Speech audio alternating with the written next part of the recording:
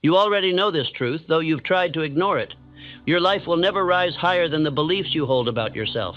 Every opportunity you missed, every chance you hesitated on, every dream you abandoned, each one was lost long before the moment arrived. It was lost in your mind. If you do not remove those limiting beliefs, nothing else you try will matter. Not new habits, not new goals, not new strategies. A man cannot build a palace on a foundation that crumbles under its own doubt. And your foundation, your subconscious, is still carrying beliefs you never chose but have lived by for years. That is why these 3 hours matter more than you realize. Not because they inspire you, but because they rewrite you. Because while you sleep, your conscious objections fade, your doubts grow silent, and your deepest beliefs become open to reconstruction. Let me speak plainly. If you skip these hours tonight, you will wake tomorrow as the same man who has carried the same limitations for far too long. If you listen, if you allow these words to reach the inner chamber of your being, you will begin the transformation most men chase their entire lives and never secure. Consider how many chances your limiting beliefs have already stolen from you. The job you convinced yourself you weren't ready for. The relationship you thought you weren't worthy of. The business you told yourself you couldn't build. The goals you shrank because your mind whispered, "Not for you." Every part of your life has been touched by beliefs formed long before you understood their power. Beliefs created by fear, by failure, by criticism, by doubt. Beliefs built from moments you no longer remember, but still obey. Tonight, you break that obedience. Think of the hours you've wasted trying to think positive, while your subconscious repeated the same old story beneath your efforts. That is why your progress has been so painfully slow. Your conscious desires and your inner identity have been at war with each other. But as these 3 hours enter your sleeping mind, the war ends. The subconscious does not argue. It does not resist. It absorbs. And once it absorbs a new belief, it begins reorganizing your entire life to match it. Most men never give themselves this chance. They try to change in the daylight while their nights undo all their progress. They try to motivate themselves while their inner voice calls them small, incapable, undeserving. They try to rise while carrying weights they cannot see. You are about to release those weights. Let me offer you a question, one you cannot escape. How many more opportunities are you willing to lose because of a belief that never belonged to you? How many more years will you let fear disguise itself as caution? How many dreams will you bury under the excuse of someday? Tonight is the first night that someday dies. But understand this is not entertainment. These are not comforting words. These are commands written for your subconscious, the only part of you capable of creating lasting change. When these beliefs change, your habits change. When your habits change, your results change. When your results change, your destiny changes. 3 hours, that is all. 3 hours to begin dismantling the walls you did not build, but have lived behind. 3 hours to replace the beliefs that have dictated your confidence, your income, your relationships, your decisions. 3 hours to begin shaping a mind capable of supporting the life you desire. And consider this carefully. There are people in your life who would not recognize the version of you that will emerge once these limiting beliefs are removed. Some will doubt you, some will fear your growth, some will cling to the old version of you because it made them comfortable. Do not shrink for them. You are not listening tonight to reassure the world. You are listening to reclaim yourself. Picture waking tomorrow with a mind that does not argue with your goals. A mind that does not sabotage your efforts. A mind that encourages you instead of restraining you. A mind that sees opportunity where it used to see danger. A mind that believes in your future as strongly as your fears once believed in your failure.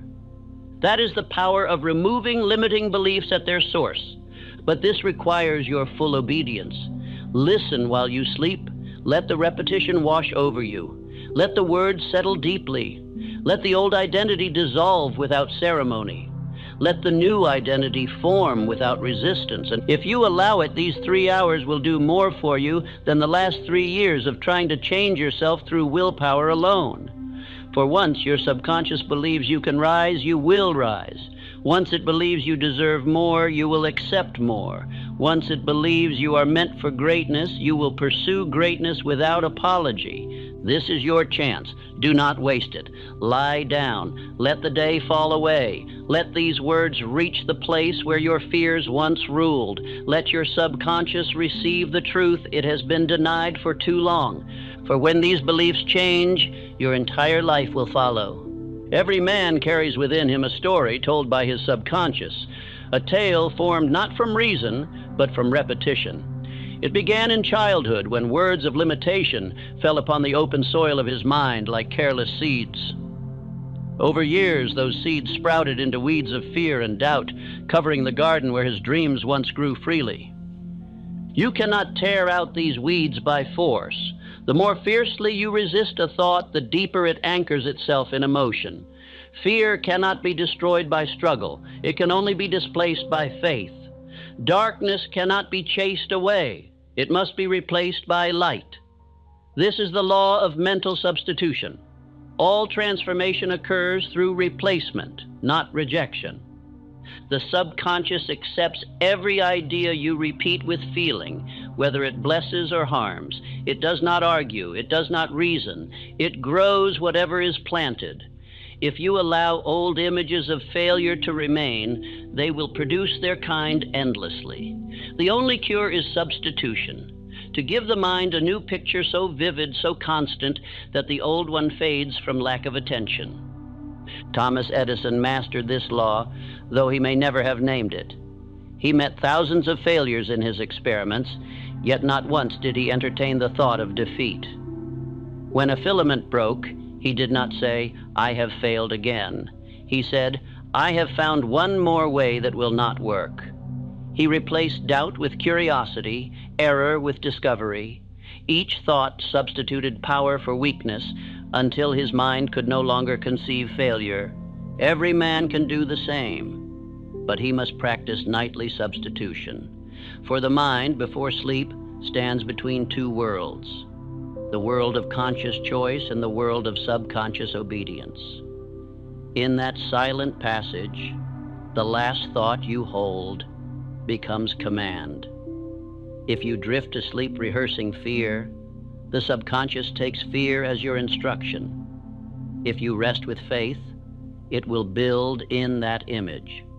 Therefore, before closing your eyes, review the thoughts of your day. Where you said, "I am not enough," replace it with, "I am capable and prepared." Where you thought, "It never works for me," replace it with, "Everything moves for me."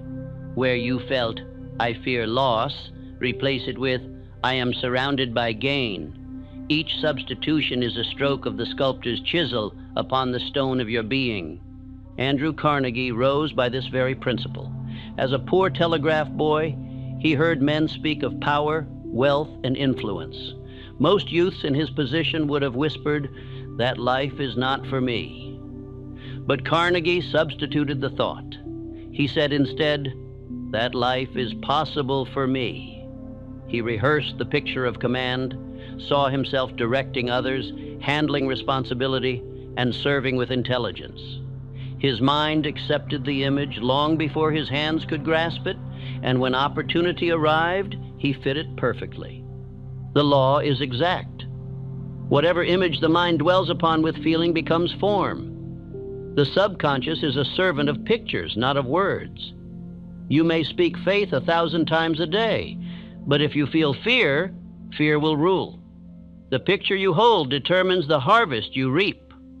Replace the picture, and the harvest changes. Repetition is the method by which new beliefs take root. The old ideas have been fed by years of attention. They will not vanish after a single command. You must persist until the new belief grows stronger than the old. Say each night, "Every thought I plant grows in my favor." Speak it slowly, with feeling, until the emotion behind the words outweighs the emotion of the fear it replaces. At first, your old thoughts will fight for life. They will whisper, "This is foolish." They will return as habit returns, but habit dies from neglect. Feed only the new picture, and the old will wither from starvation. The subconscious cannot hold two conflicting truths. It will accept the one you feed most. Do not expect immediate peace. The soil must first be turned before new seed takes hold. When the mind feels unsettled, rejoice.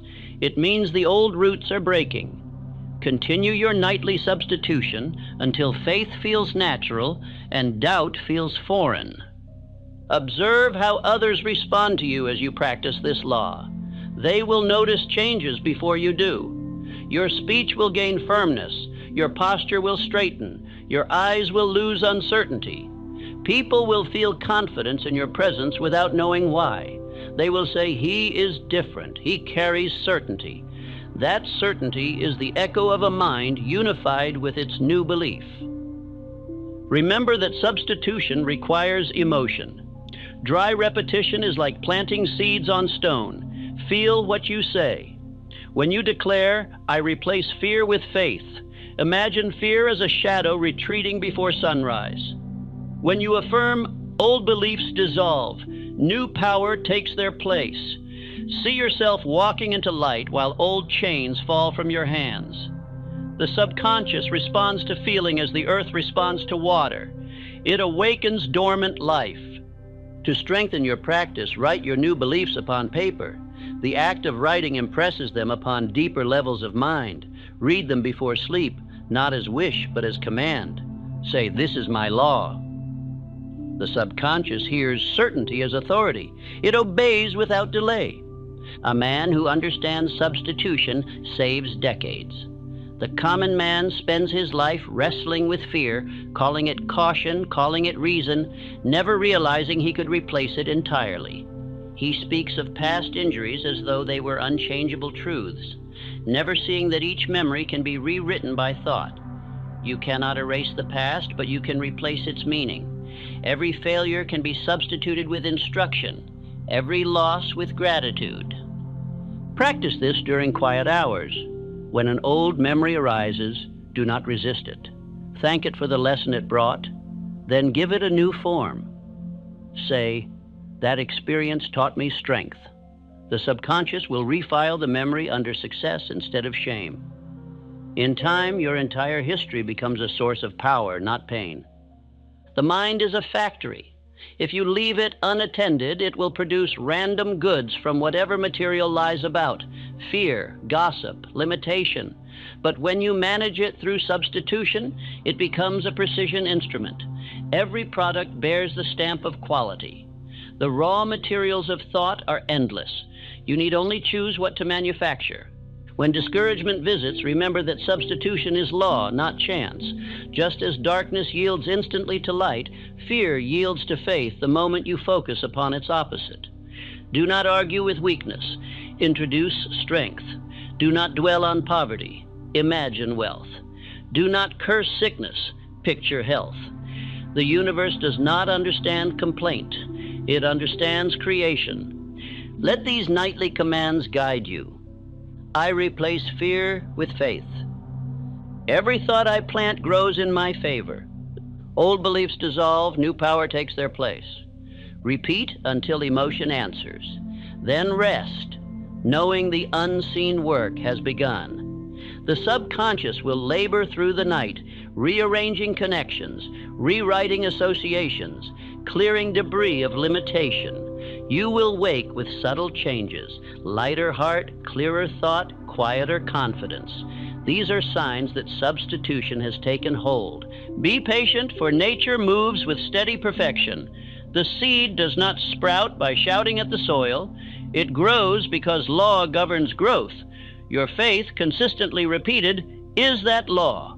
In time, you will no longer need to replace fear, for fear will not arise.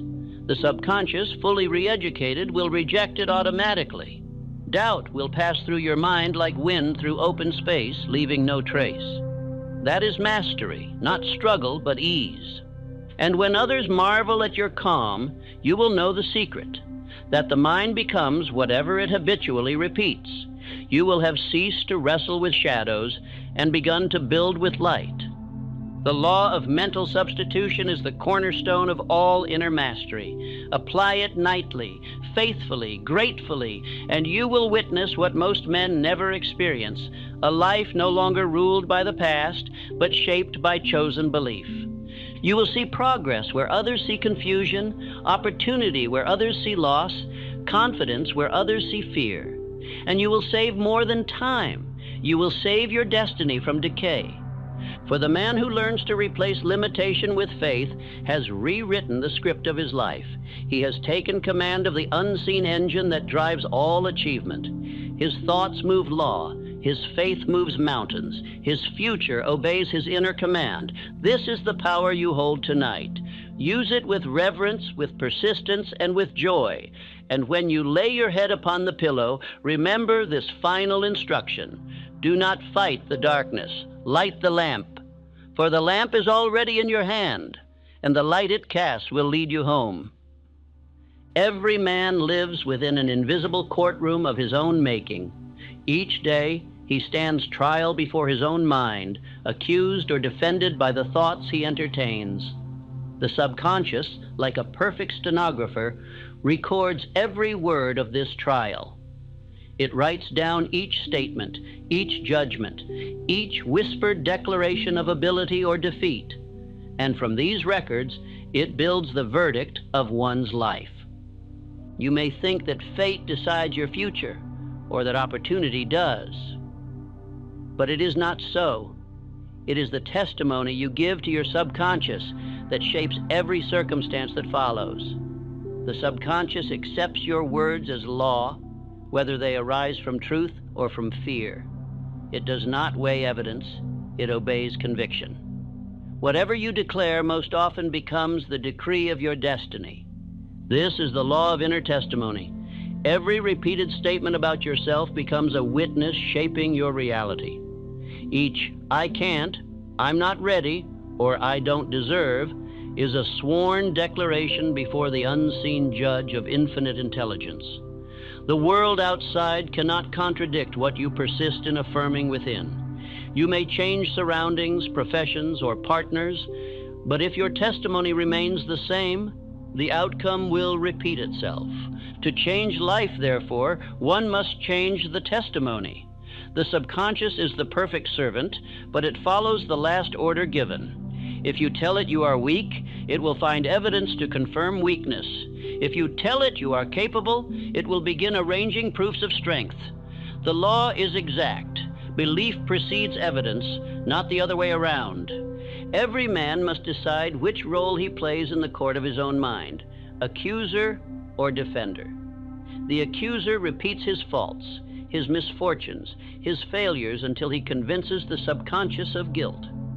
The defender repeats his power, his purpose, his faith until he convinces the subconscious of destiny. The world merely enacts the verdict already passed in secret. Consider Henry Ford. Every expert in his day testified against his vision. They called his dream impractical, his plan impossible. But Ford's inner voice gave contrary testimony. In the silence of his mind, he declared, "It shall be done." His subconscious made their verdict powerless. It accepted his conviction as the only authority. He built an empire not by argument, but by silent persistence in self-declaration. Abraham Lincoln lived by the same law.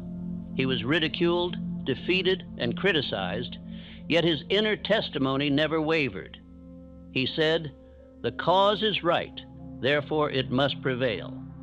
That inner sentence became the ruling of his subconscious, and it organized the outer world to match it.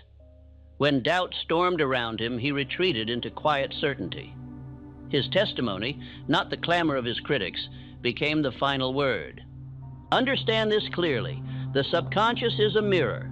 It reflects only what you hold before it. If you speak of limitation, it echoes limitation. If you speak of expansion, it multiplies opportunity. A man cannot continually testify against himself and expect freedom. Self-condemnation is the chain that binds him to mediocrity. Each night, as you prepare for rest, you stand before the invisible judge of destiny. The last words you speak to yourself become the closing statement of the day's trial. If those words are defeat, the subconscious records them as final truth. If they are victory, the same law applies. Speak, therefore, with purpose, as if addressing infinite intelligence directly. Practice night declarations. Speak aloud, slowly, and with authority. I am destined for great accomplishment. I am loyal to success. I command confidence, opportunity, and faith. Do not whisper these words timidly. Speak as one announcing a law already in motion. The subconscious recognizes tone more than phrase. It obeys the conviction behind the sound. At first, you may feel insincere. You may think, but this is not true yet. That thought betrays misunderstanding. The subconscious accepts no yet. To it, all is now. Declare the desired state as present, and it becomes instruction. Declare it as future, and it remains forever out of reach. The man who says, I will be strong, keeps strength waiting at a distance. The man who says, I am strong, draws strength immediately. There is no trick here, no deception. It is obedience to law. The subconscious does not distinguish between fact and faith. It follows feeling. The more emotion you attach to your testimony, the faster it takes root. Speak your declaration with warmth, gratitude, and certainty, and the subconscious will begin to rearrange your body, your habits, and your surroundings to agree with it. Words shape the nervous system. They influence breath, pulse, and expression. A man who declares, I am confident, straightens his posture unconsciously. A man who says, I am afraid, contracts his very muscles. The body follows the verdict of the mind. The subconscious, through the body, projects that verdict into the world, and the world responds accordingly. Observe the difference between two men. One says, I cannot afford it, and the other says, I am finding the means. The first mind commands limitation. The second commands resourcefulness. The subconscious of the first begins closing doors, reducing ideas, shrinking perception. The subconscious of the second opens channels of thought, draws solutions, attracts helpers. The same world surrounds them both, yet they live in different universes because they testify differently.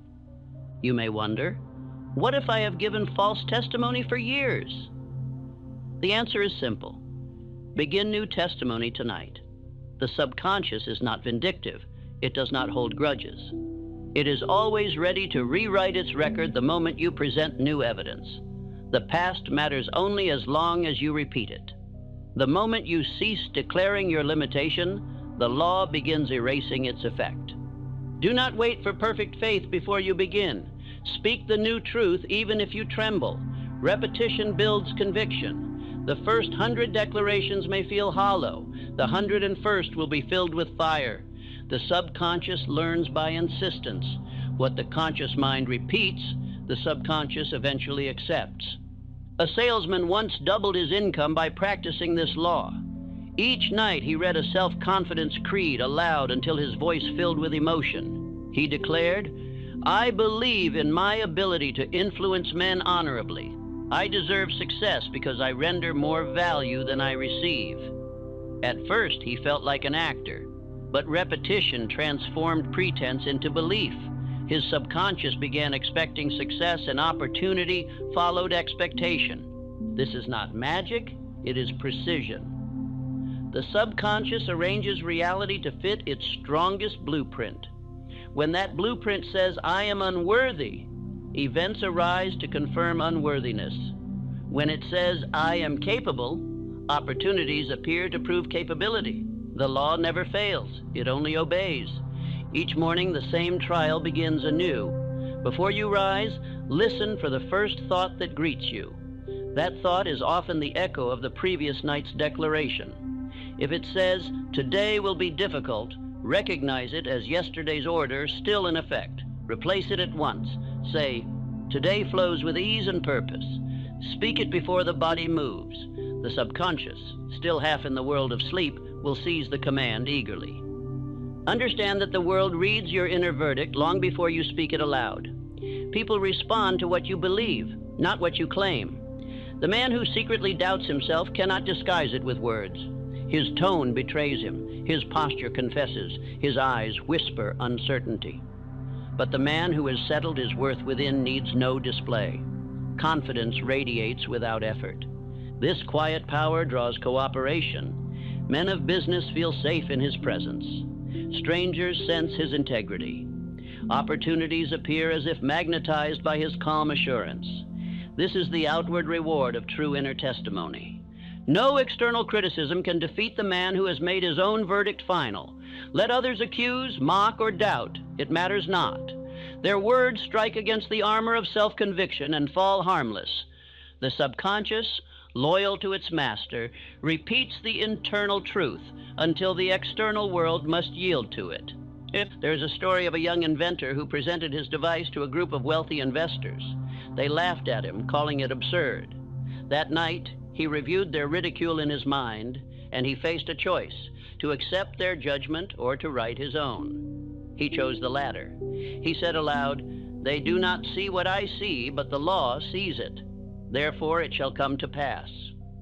Within a year, the same men sought partnership with him. His testimony, not theirs, became fact. The law cannot fail because it operates through belief. Whatever you declare often enough becomes your identity, and identity governs destiny. You can never consistently act against what you believe yourself to be. Therefore, if you wish to rise, you must first declare yourself risen.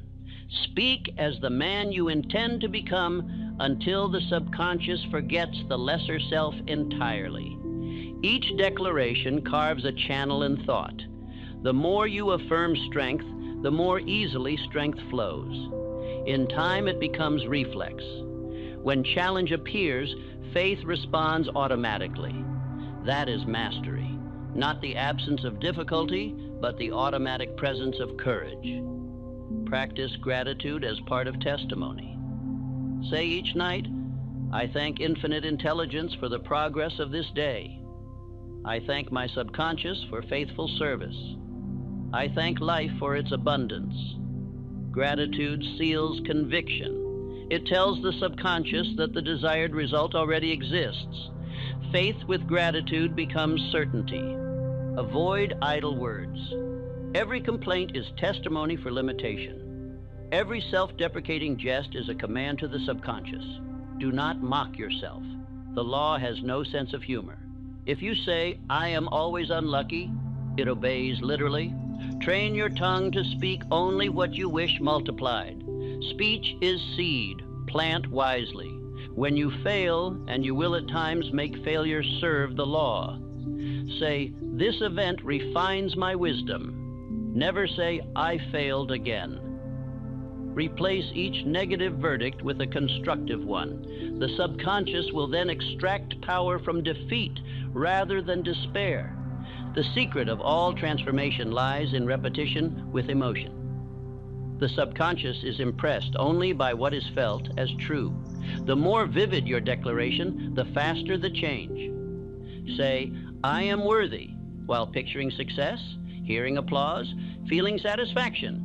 The senses make the belief real. Some will call this self-deception. Let them. They deceive themselves by accepting weakness as truth. You, by affirming strength, deceive limitation into retreat. The only illusion is fear. Faith is reality. Over time, you will notice an inner quiet replacing struggle. Old thoughts of doubt will fade, not by argument, but by neglect. The subconscious cannot serve two masters. Once it accepts your higher testimony, it forgets the lesser entirely. As months pass, your results will confirm your declarations. Success will not arrive as sudden miracle, but as steady unfolding. You will meet the right people at the right time. Circumstances will align without strain. Others will call it luck. You will know it as law. Let these nightly affirmations guide you. My words are law to my subconscious. I testify daily to my worth and ability. I accept no sentence but success. Speak them as if addressing the infinite court of creation. Speak them with conviction, and they will become reality. For law never fails to obey the voice of definite belief. In time, the very tone of your speech will carry authority. Others will listen more attentively, not knowing why. They will feel the resonance of certainty in your words.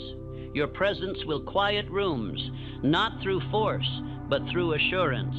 Such is the influence of a man whose inner testimony has become truth. The day will come when you no longer need to repeat declarations consciously. They will have become the natural language of your thought. Self-belief will be your default, not your effort. At that moment, you will understand that faith was not something to gain, but something to remember. For beneath every doubt, belief still lives. The subconscious was never your enemy. It only obeyed the commands it was given. Now that you have learned to issue new commands, the servant becomes your ally. The man who governs his testimony governs his fate. He no longer begs fortune to favor him. He instructs fortune through conviction. He does not pray for miracles. He expects order. He does not fear failure. He translates it into power. This is the law. You may deny it, ignore it, or neglect it, but it continues its operation just the same. The wise man aligns with it and becomes creator of circumstance. The foolish man contradicts it and becomes victim of accident. Begin tonight. Stand before your own mind as judge and jury and give new testimony. Speak of your worth. Speak of your purpose. Speak of your certainty. Then rest knowing that the record has been changed. The subconscious will labor through the night to make your words flesh, your belief form, your inner decree visible in the outer world. And when morning arrives, walk as though the verdict is already fulfilled, because it is. The law never delays. It only awaits your decision. Now whisper this before sleep. I am the author of my fate. My words shape my world. My testimony is power, and power serves me. From this night forward, I speak only of success, and success obeys. Then let silence follow. For silence is the final signature of conviction. And in that stillness, the subconscious receives its order and begins its perfect work. The average man believes only what his eyes can see. He bows before visible facts and calls them reality. But the wise man understands that every visible fact is only an after effect of invisible causes. What you call evidence is but the echo of old beliefs returning to you through circumstance. Change the inner cause, and soon the outer proof must change to match it. Most men live as slaves to appearances. They look upon hardship and say, "This proves my failure." They meet delay and say, "This proves I am not meant to succeed." They see a closed door and declare, "This proves the law does not work." Yet nothing could be farther from the truth. Every appearance of lack is simply the outer world rearranging itself to make room for abundance.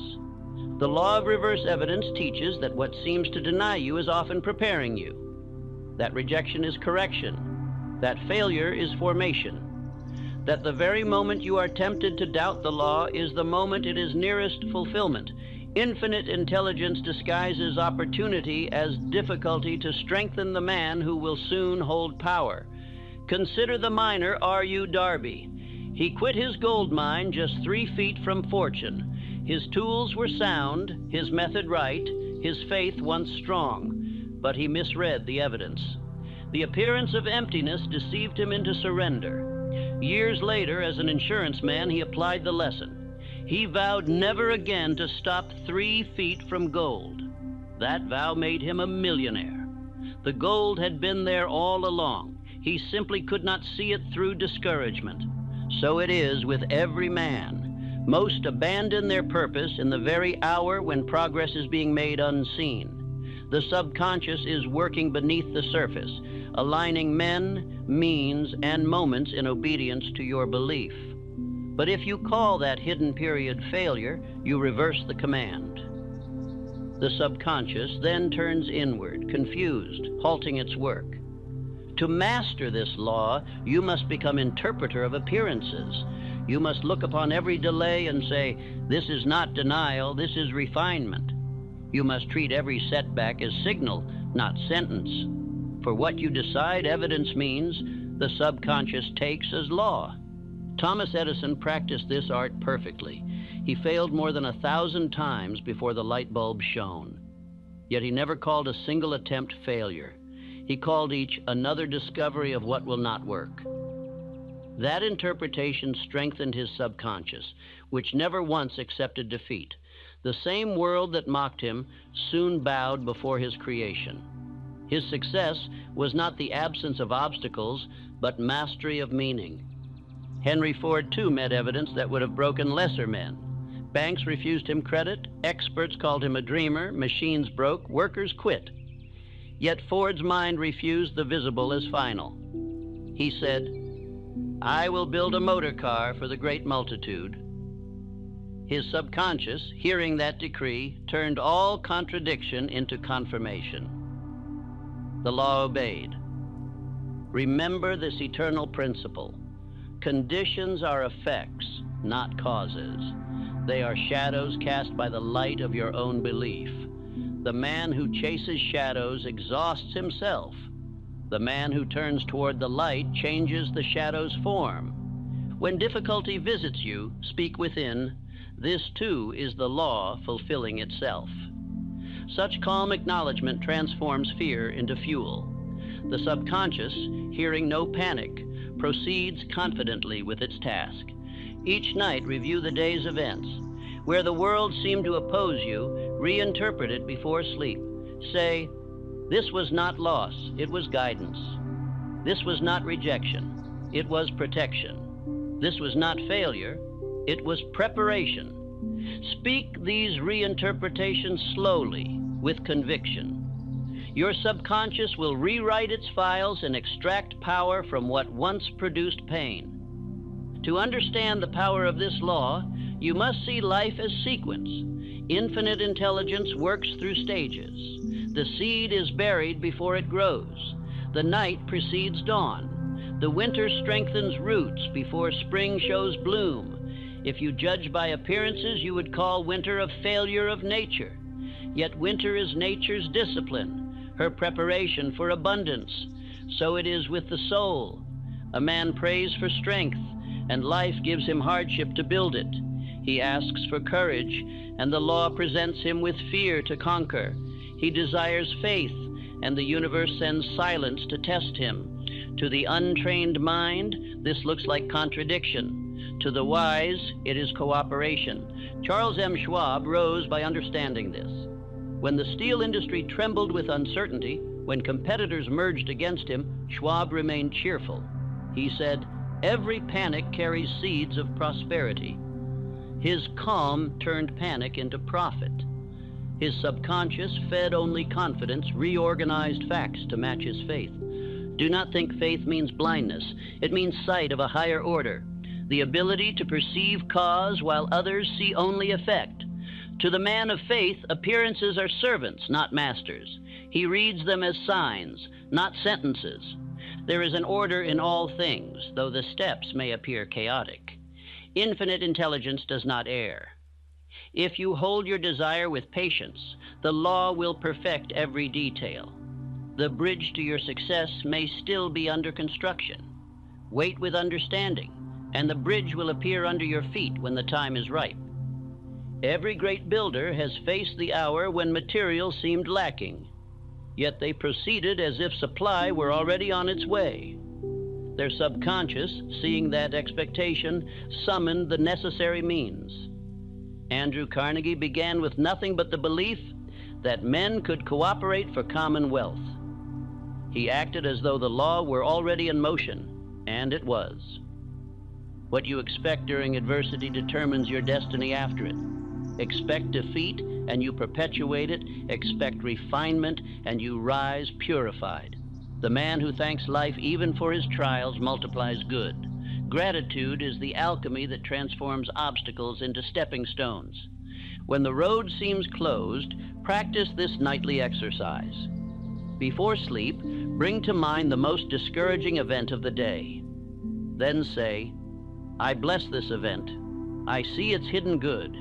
I accept its lesson and command it to serve me. Imagine light surrounding the event until its heaviness dissolves. The subconscious will interpret this as new instruction and will seek the hidden benefit until it finds it.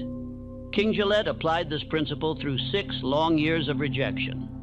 His idea for a safety razor was scorned as foolish. Investors turned him away. Factories refused his orders. Yet he never called these refusals defeat. He said, they are proof that the idea is valuable, else it would not resist me. That interpretation preserved his faith. When success came, it came in a torrent. His fortune was the interest paid on years of right interpretation. You too will experience contradiction.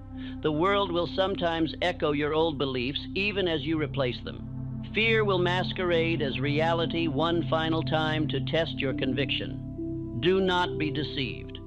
This is not regression. It is purification. The old pattern must exhaust itself before vanishing. When a man reaches this understanding, he becomes immovable. Others may flinch, complain, or surrender, but he remains serene. His peace is not ignorance. It is mastery. People will notice this peace and mistake it for luck. They will say, he never seems disturbed no matter what happens. What they cannot see is the inner habit of right interpretation that governs his mind. Let this be your rule. When events appear contrary to desire, do not react, reinterpret.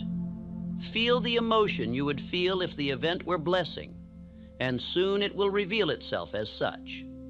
This practice trains the subconscious to see benefit everywhere, and what the subconscious expects, it must create.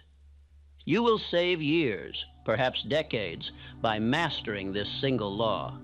Most men spend their lives recovering from disappointments because they misread them. They turn setbacks into scars instead of fuel. The man who practices reverse evidence transforms each loss into leverage. He learns more from defeat than others learn from victory. Let me speak plainly.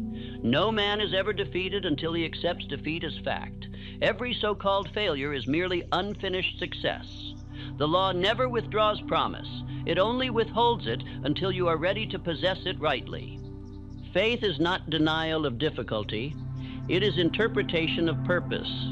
It says, this too belongs to my advancement. It finds meaning where others find misery. Such faith does not come from blind optimism, but from intelligent recognition of law. When you understand that all motion in life serves upward evolution, you cease to fear downward turns. The subconscious mirrors your emotional conclusion about every event. If you feel this is bad, it creates results to match. If you feel this is good, it draws proof accordingly.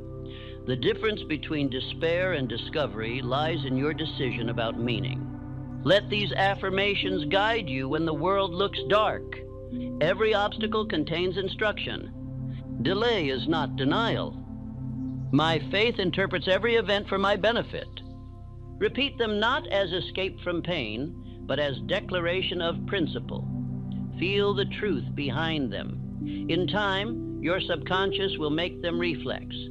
You will find yourself calm in the face of uncertainty, certain amid confusion, steadfast while others scatter.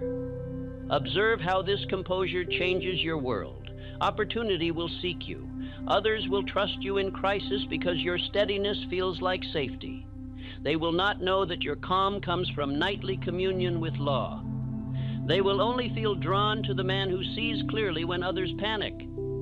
Infinite intelligence rewards such faith with cooperation. Doors that were closed begin to open. People who once doubted begin to assist. Circumstances rearrange to confirm your inner expectation. The outer world cannot resist a mind that interprets everything as progress. Do not rush the process. You are not proving yourself to the law. The law is proving itself to you. Each delay tests your endurance. Each apparent failure refines your desire. Each silence strengthens your word. When the time ripens, what once resisted you will serve you. Look again at your past. How many times did disappointment later reveal blessing? How many mistakes led you to better paths? The law of reverse evidence has always been at work. Now you will use it consciously. You will call good forth even from the ashes. Practice gratitude even when nothing seems worthy of thanks. Gratitude is the language the subconscious understands best. It interprets thankfulness as proof of possession. When you thank before receiving, you demonstrate faith, and faith is the master key. Remember, every visible result is the shadow of an invisible state of mind. When you change the state, the shadow must alter. Be patient as form adjusts to thought. Just as the echo lags behind the voice, results lag behind belief. But they always arrive.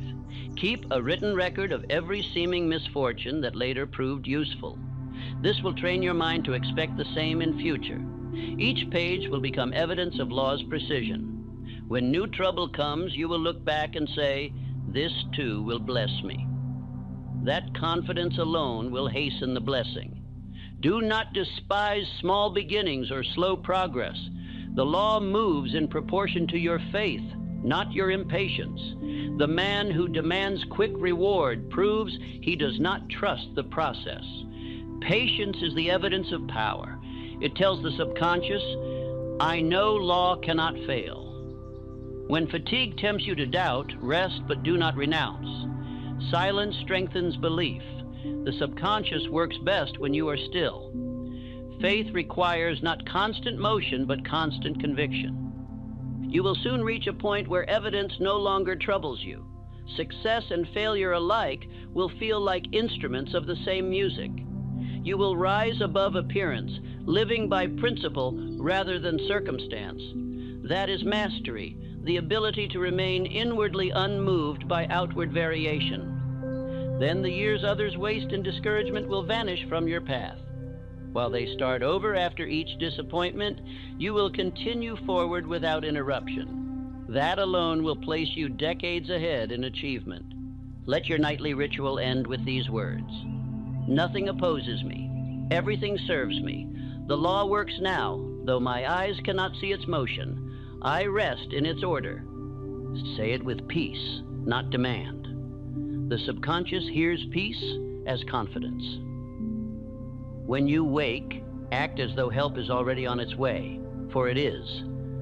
This is how you become immovable. The storms of circumstance will beat against you, but they cannot uproot a mind that interprets all wind as progress. You will bend, never break. And in time, your composure will draw respect. Your patience will attract power, and your faith will create visible abundance.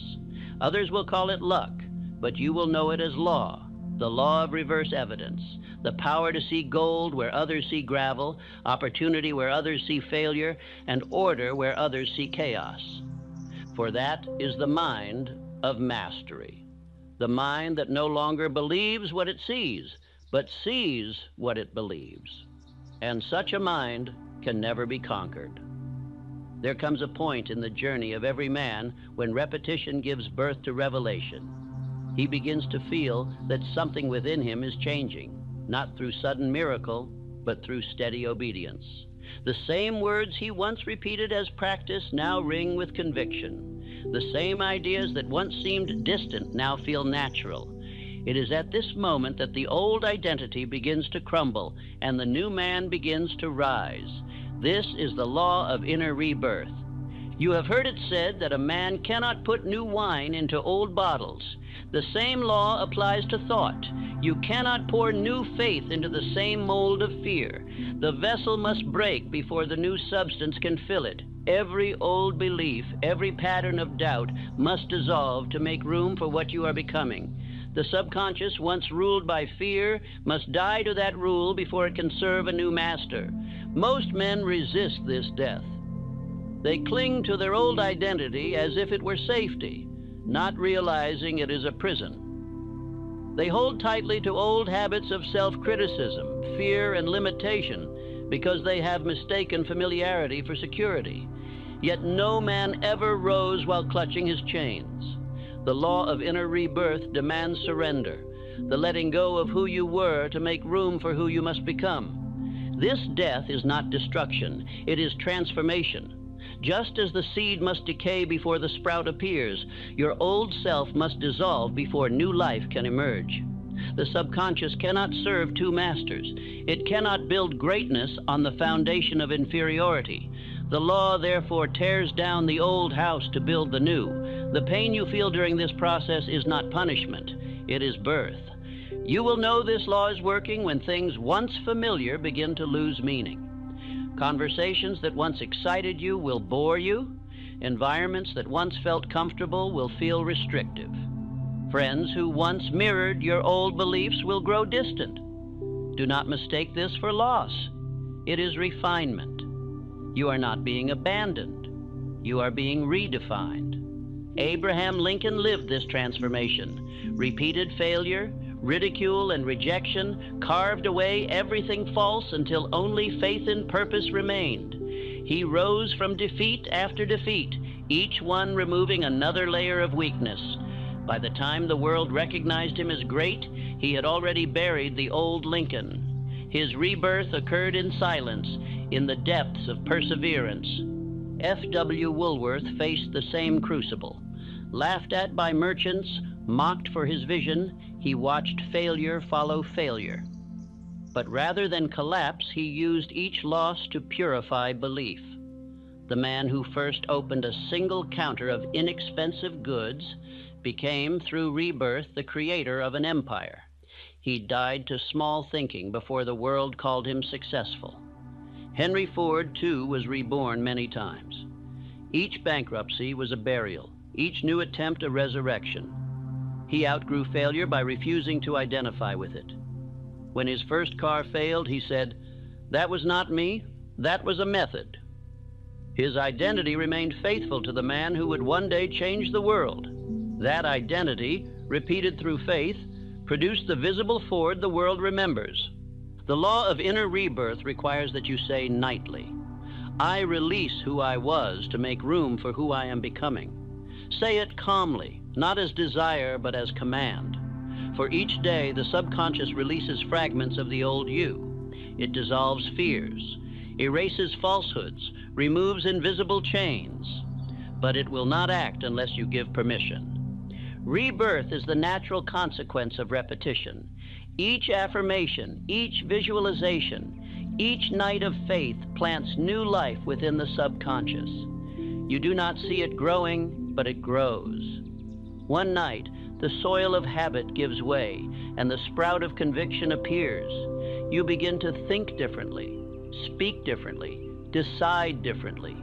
The change feels effortless because it is no longer conscious. It has become identity. Understand this truth. Identity governs destiny. A man can never rise higher than the image he holds of himself. Therefore, to change destiny, he must change identity. The law of inner rebirth is the law by which identity renews itself.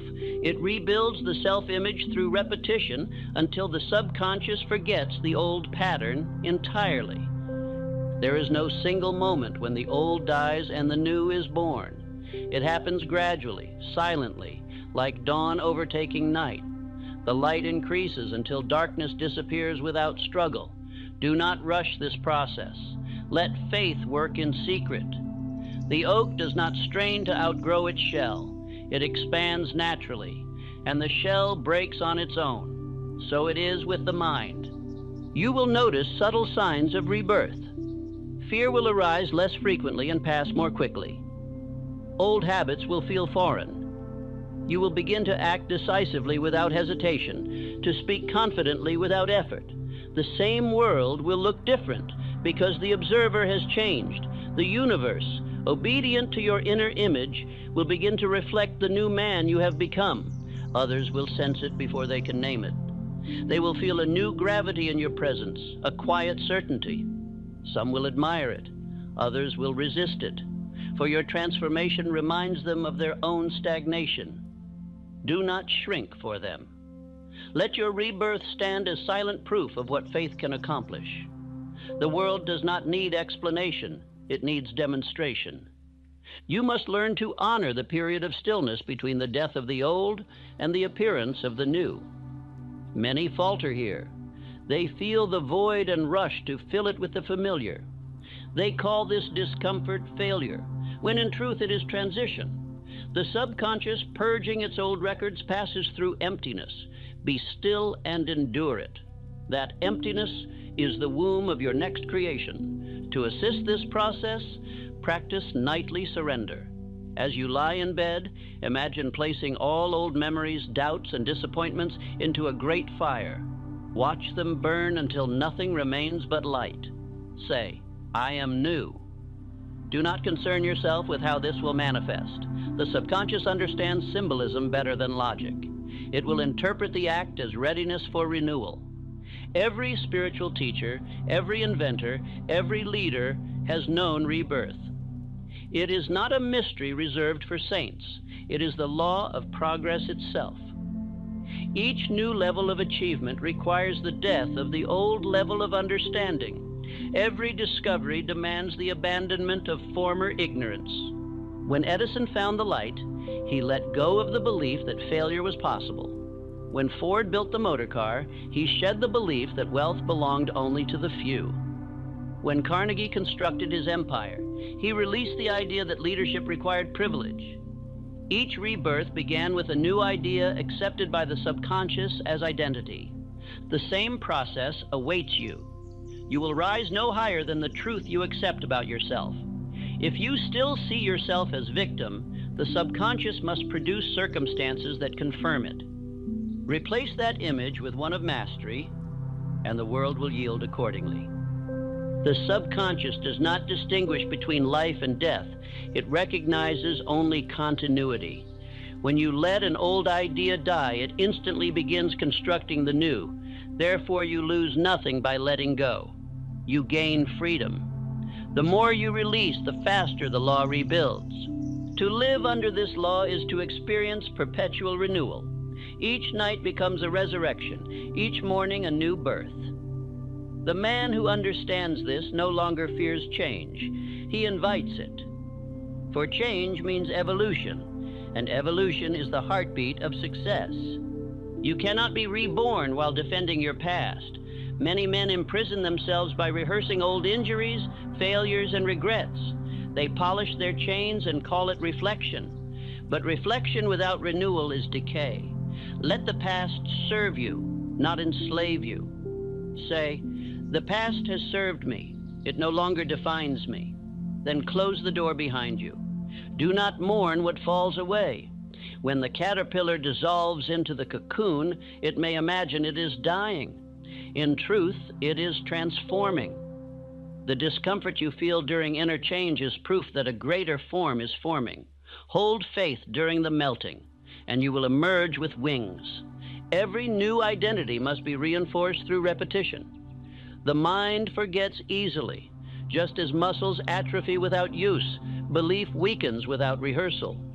Each morning and night affirm, I am born of faith, not fear. My mind is new, therefore my life is new. Speak it until it becomes instinct. Notice how this rebirth alters your relation to others. Where once you sought validation, you will now offer assurance. Where once you feared judgment, you will now extend understanding. The man reborn sees not competition, but cooperation. Not obstacles, but design. His very presence changes the emotional climate of those around him. The subconscious rewards this new identity with creative power. Ideas will arise unbidden. Opportunities will appear spontaneously. Coincidences will multiply. These are not miracles. They are the natural expression of a mind freed from contradiction. The universe responds swiftly to a man who knows who he is. Rebirth brings simplicity.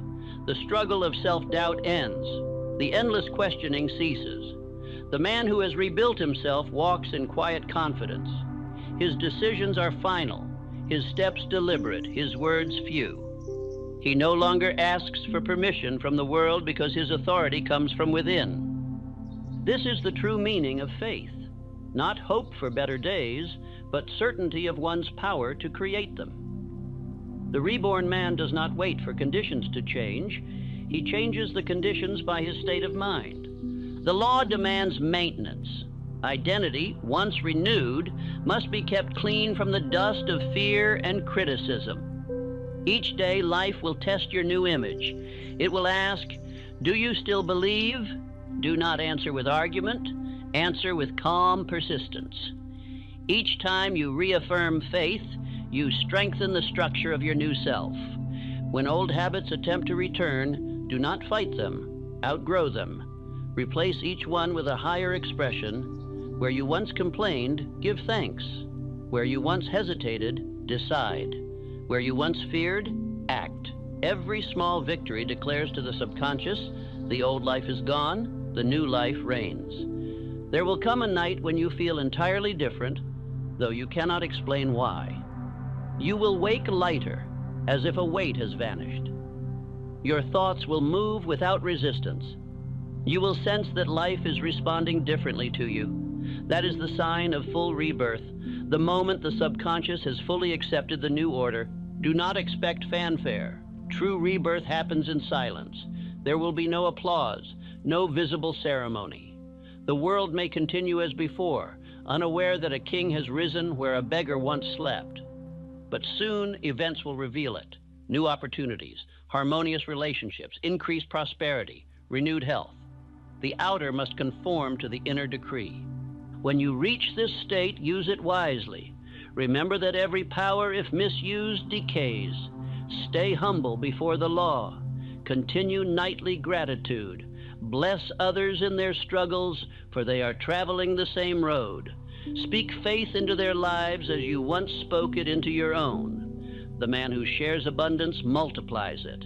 This is how you secure permanent success. The man who renews himself continually never grows old in spirit. He evolves beyond limitation as naturally as the seasons turn. Failure cannot touch him, for he transforms even failure into growth. Time cannot erode him, for each year brings deeper understanding. End each day with this sacred declaration: I die daily to weakness and am born to power.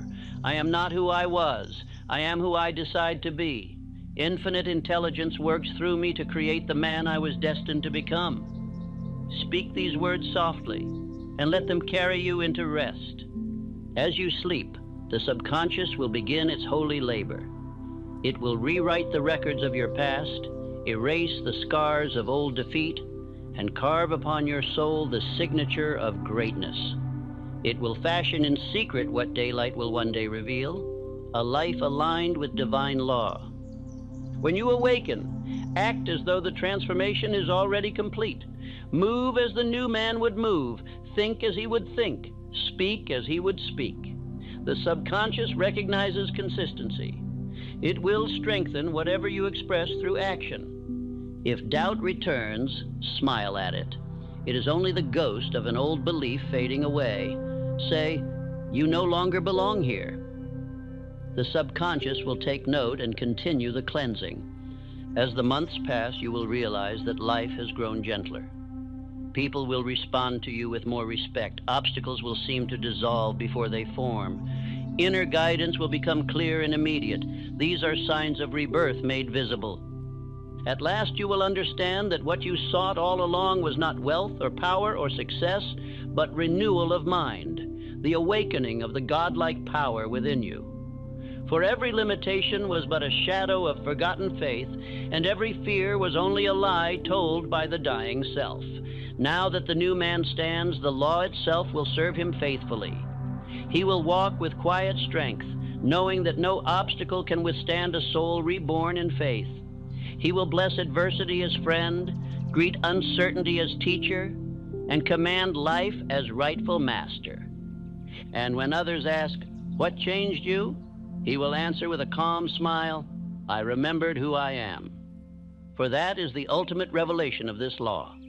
You were never small. You were never powerless. You simply lived under the hypnosis of lesser belief. The law of inner rebirth breaks that spell forever. It awakens the sleeping giant within. the true self, made in the image of infinite intelligence, bound by no limitation except those it accepts. So lie down now and rest in this knowing. The old self is ending, the new self beginning. The soil has been cleared, the seed planted, the law engaged. From this night forward, every thought, every dream, every heartbeat works for your expansion. You have crossed from effort to flow, from hope to certainty, from belief to being. Let the subconscious complete its work in peace. For the dawn approaches, and when it comes, the man who rises from his bed will not be the one who lay down. He will be reborn in law, in power, and in faith, and his life from that day forward will be the visible proof of invisible transformation. Think back over the last years. How many times did you say, everything will work out, but inside you were not convinced? You hoped, but hope without law is nothing but a soft wish, and the world does not obey wishes. It obeys the man who becomes definite, disciplined, and decided. Look honestly at the moments when things fell apart. The bill that arrived at the worst possible time. The opportunity you wanted, slipping into the hands of someone less capable. The argument at your dinner table that left you wondering if your family still believed in you. These moments were not random punishments, they were warnings. Warnings that life does not arrange itself kindly for the man who drifts. Yet notice something else. There were also moments where something worked out in your favor, when you moved with conviction, even briefly, and life opened. You made a decision with clarity, and the right person appeared. You spoke with belief, and doors opened where none existed. Those moments showed you the truth you have been blind to. Life bends when you bend yourself. Most men never understand this. They wait for life to behave before they behave. They wait for calm before they act. They wait for confidence before they decide. That is why they spend their years watching younger, bolder men walk past them into the very success they once believed belonged to them. And nothing stings like watching another man live your dream. Consider the effect this has had on your household. Think of the evenings when you sat at the table speaking about your plans, only to watch doubt flicker in the eyes of the person who loves you most.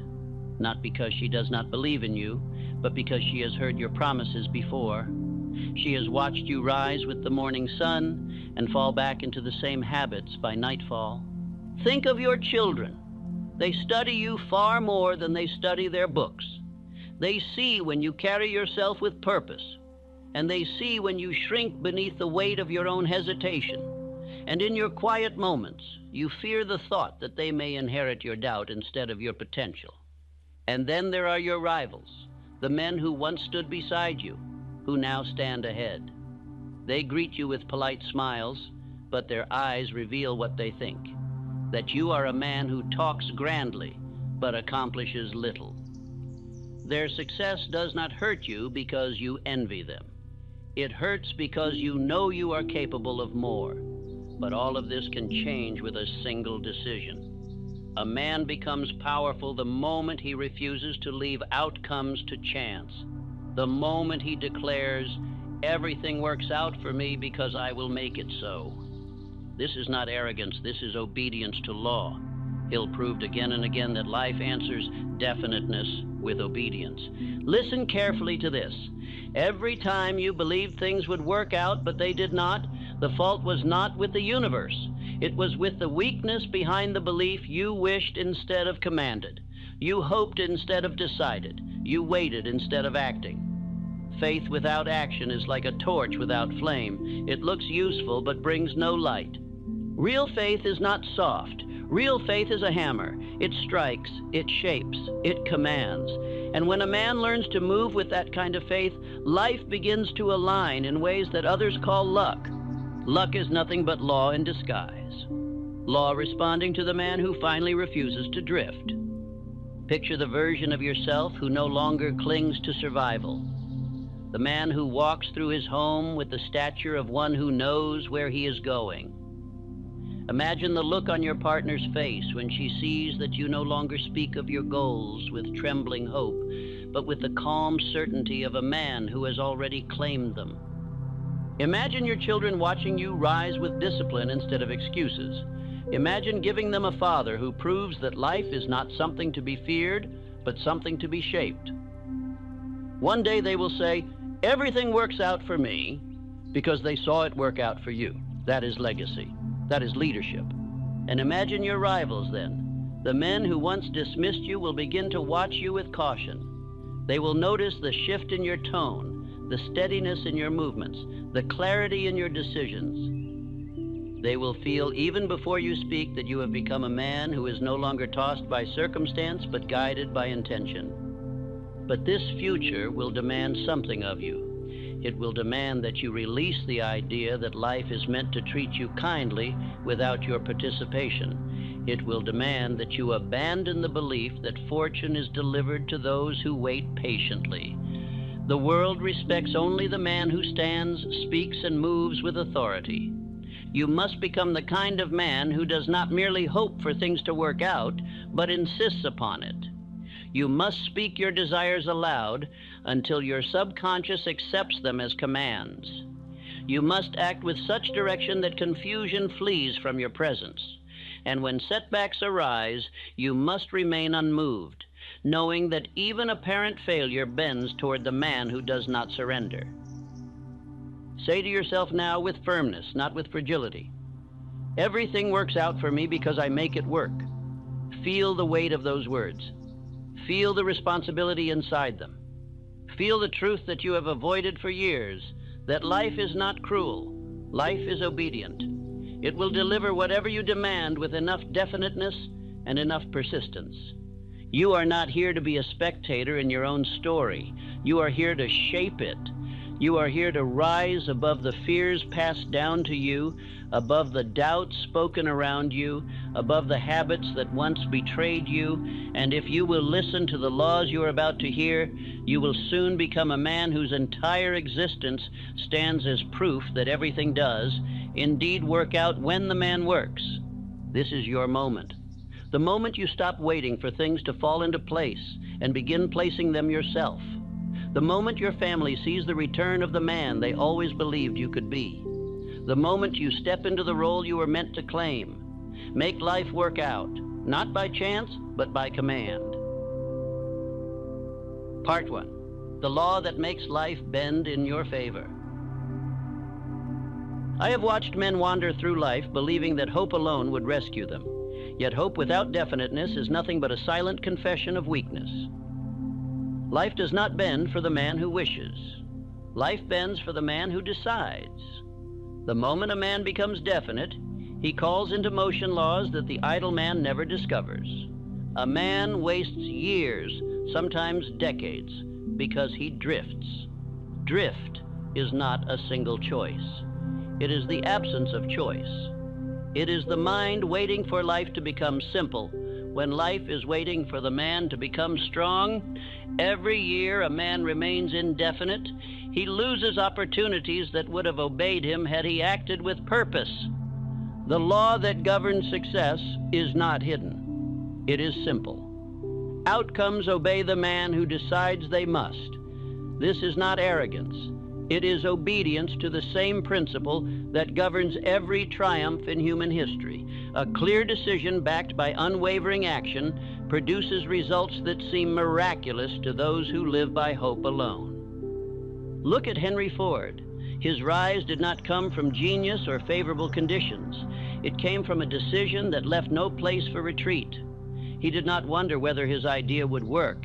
He declared that it would, and the world obeyed. Decision shaped his fortune long before steel or machinery played their part. Consider Andrew Carnegie. He rose from poverty not because life favored him, but because he held an image of his future so clearly that every action he took was pulled toward it. Carnegie decided. Carnegie acted. Carnegie persisted. And life bent beneath the weight of his definiteness. Think of Edison, who refused to consider failure even when thousands of experiments did not yield results. His decision was so firm that the world could not help but submit to his will. The electric light was not the product of chance. It was the product of definiteness, enforced by relentless action. Hope is a soft thing. It comforts the idle man, but strengthens nothing within him. Hope says, I wish. Faith backed by action says, I will. Only one of these produces movement. Hope soothes the drifting soul. Faith commands the advancing one. A man who wants life to work out for him must abandon hope and embrace command. Responsibility shortens the path more than talent ever could. A man who takes full responsibility for his results saves himself 10 years of wandering.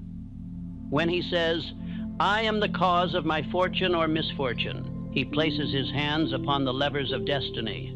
Responsibility removes the illusion that he must wait for life to improve. Inner authority always precedes outer achievement. A man cannot command the world until he commands himself. He cannot direct circumstances until he directs his thoughts. When a man becomes master of his own mind, life recognizes him as one who is permitted to lead. His decisions carry weight, and weight creates influence. When I say that everything works out, I do not speak of luck. I speak of law. Life arranges itself around a man who arranges himself around purpose. This is the same law that elevated the great builders of industry, the great leaders of nations, and the great creators of progress. Their success was not fortunate. It was earned by obedience to mental law. The mind must be instructed repeatedly. A single declaration cannot change a man's destiny, but repetition, direct, emotional, unwavering repetition, turns belief into subconscious command. When a man says each day, everything works out for me because I make it work, he is rewriting the blueprint of his character. Drift steals a decade. Definiteness returns it. Decision steals another decade from the control of circumstance. Purpose gives it back. A man who becomes definite in thought can save 10, 20, even 30 years of his life. The world calls this luck, but luck is merely law expressed through decisiveness. When a man is definite, his days gain direction. His steps gain force. His speech gains authority. People begin to respond differently. Doors open more easily. Opportunities come into view. Even his posture shifts. He moves through life not as a wanderer, but as a builder. This is the outward expression of inward law. The reason life has not obeyed you thus far is simple. Your decisions have been unclear, your purpose uncertain, your belief incomplete. Life cannot respond to vagueness. It cannot obey indecision. It aligns itself with the man who instructs it, not the one who waits politely for its approval. A clear aim saves years. A man who knows what he wants moves faster than a man who waits to feel ready. Readiness is the illusion that steals a lifetime. The world favors the man who acts while others hesitate. Ford was not ready when he began. Carnegie was not ready. Edison was not ready. Yet they acted, and readiness grew around them. Once a man becomes definite, others begin to see him differently. They may not understand the cause, but they feel the change. His family senses steadiness instead of uncertainty. His colleagues sense direction instead of wandering. His rivals sense danger instead of weakness. The rising man does not become louder. He becomes clearer. When a man decides that everything will work out, he does not wait for conditions to become favorable. He makes them favorable through effort, discipline, and loyalty to his aim. The world respects the man who advances without permission. It bends for him because he bends himself to law. Life bends for the disciplined. It bends for the persistent. It bends for the man who speaks with authority. It bends for the man who refuses to drift. This bending is not mystical. It is mechanical. It is the result of cause and effect, mind over matter, decision over delay. Repeating a commanding idea trains the mind to obey. When you say, everything works out for me, and insist upon it daily, your subconscious begins reorganizing your beliefs, habits, and reactions. Soon you act in a way that makes success inevitable. Success follows the man who behaves as though it is already certain. Definiteness shortens the road to destiny. Indecision lengthens it. Drift turns miles into decades. Decision turns decades into days. A man who decides today will accomplish more in 1 year than a drifting man accomplishes in 10. This is not exaggeration. This is law. Say to yourself now, everything works out for me because I make it work. Say it with firmness. Say it until your voice gains weight. Say it until doubt retreats. Say it until your subconscious accepts it as truth. A man becomes the words he repeats with conviction. You have wasted enough years waiting for luck. Luck is an excuse created by those who fear responsibility.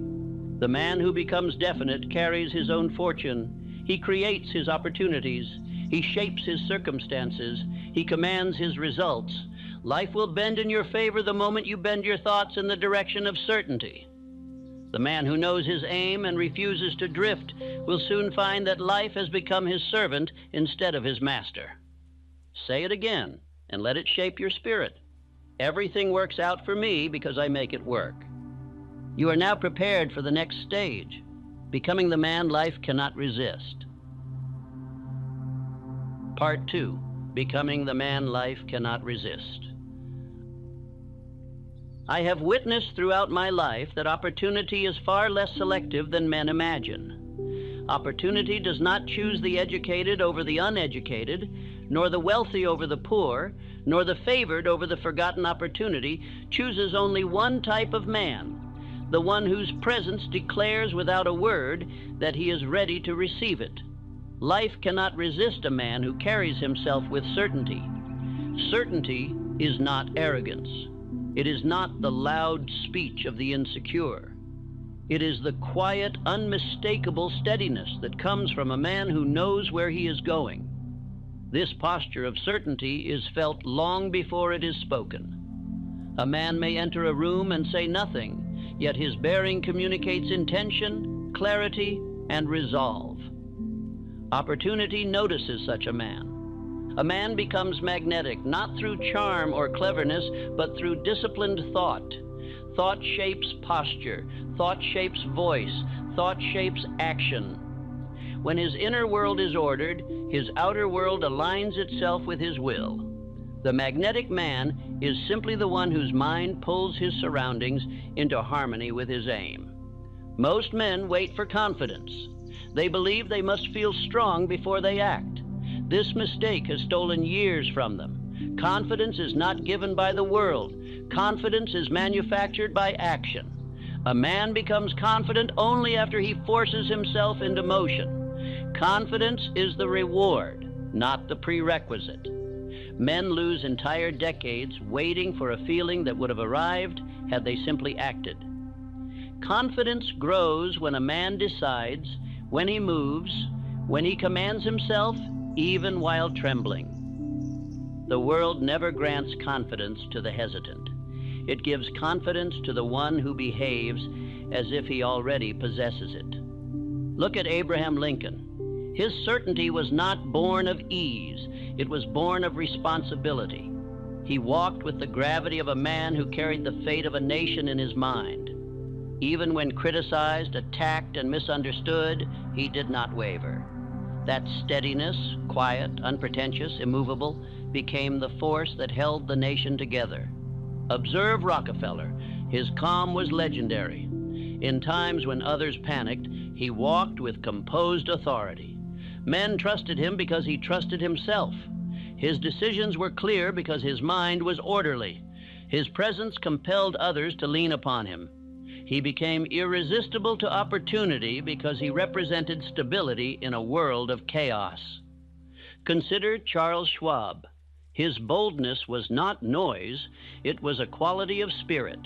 He approached industry titans not as a servant, but as an equal. His certainty made him welcome in circles far above his origins.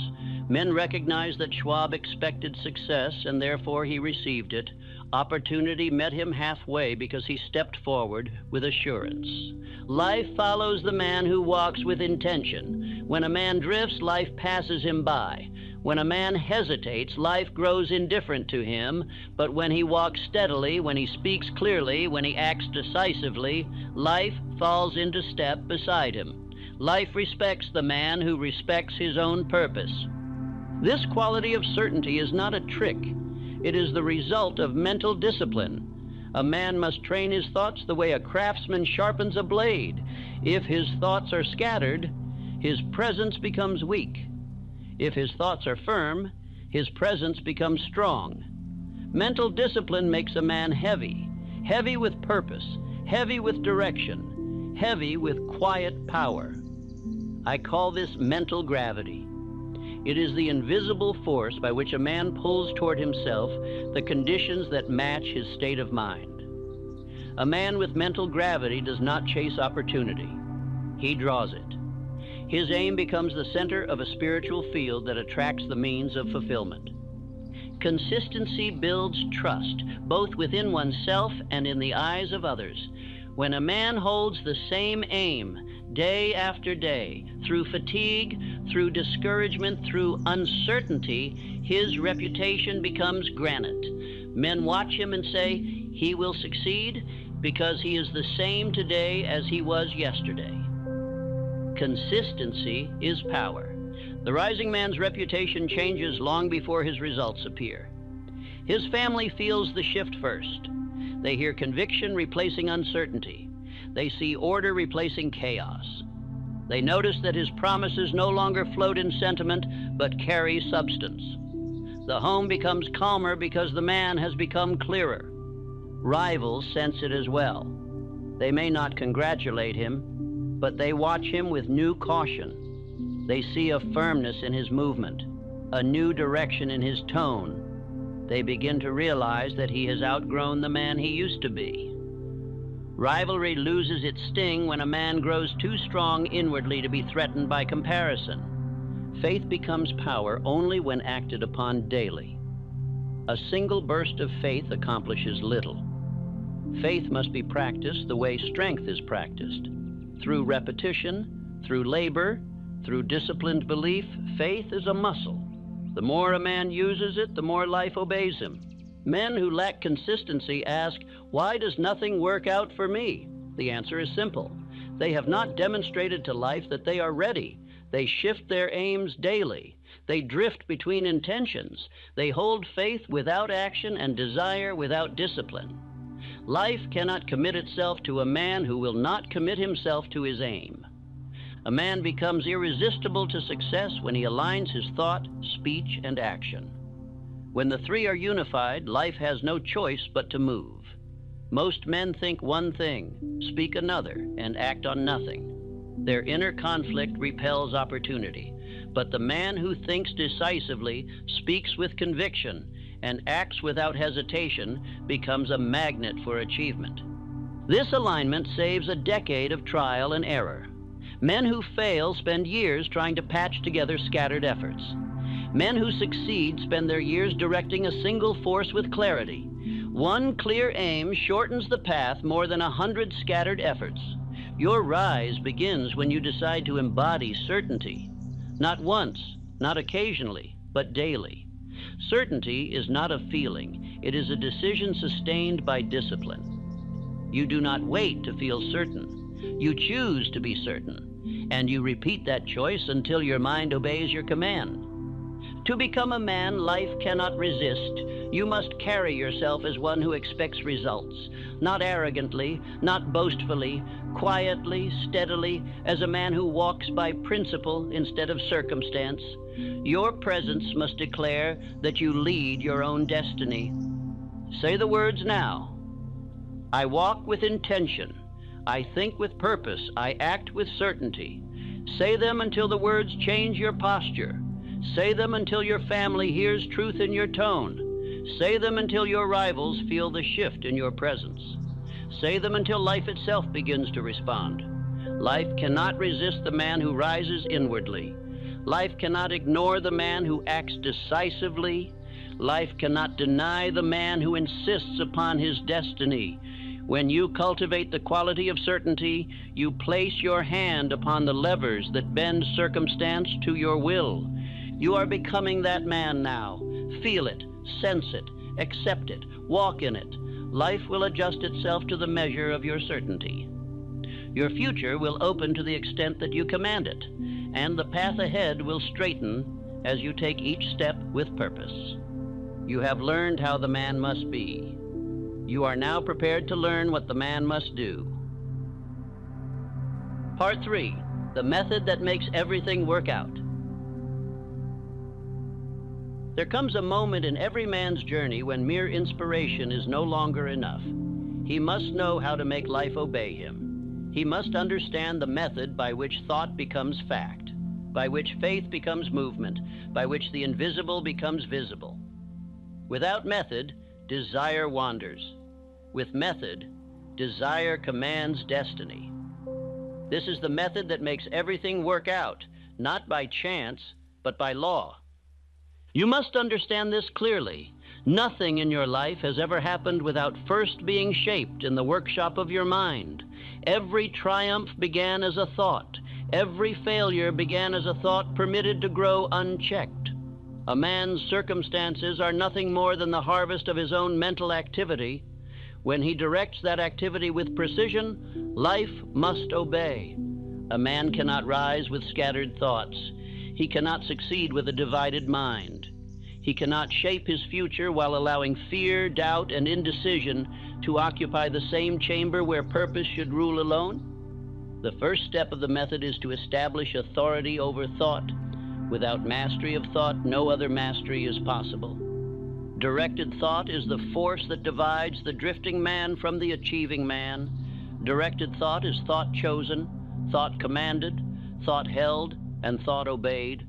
Most men allow their thoughts to run wild like untamed horses, dragging them through fear and hesitation. The advancing man trains his thought like a disciplined steed that carries him toward his aim. To practice directed thought, you must choose a single powerful command that aligns with your desired future.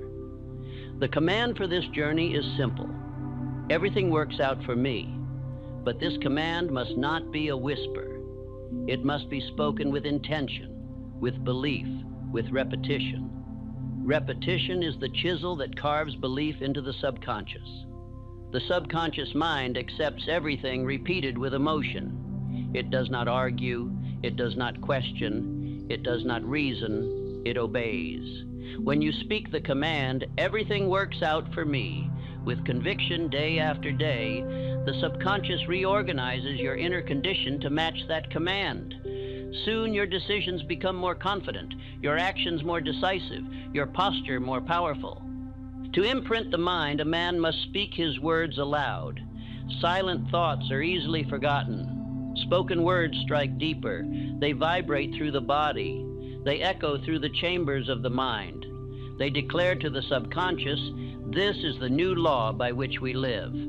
Spoken words are orders, and the subconscious is a servant that follows orders with exactness. Your old pattern was passive hope.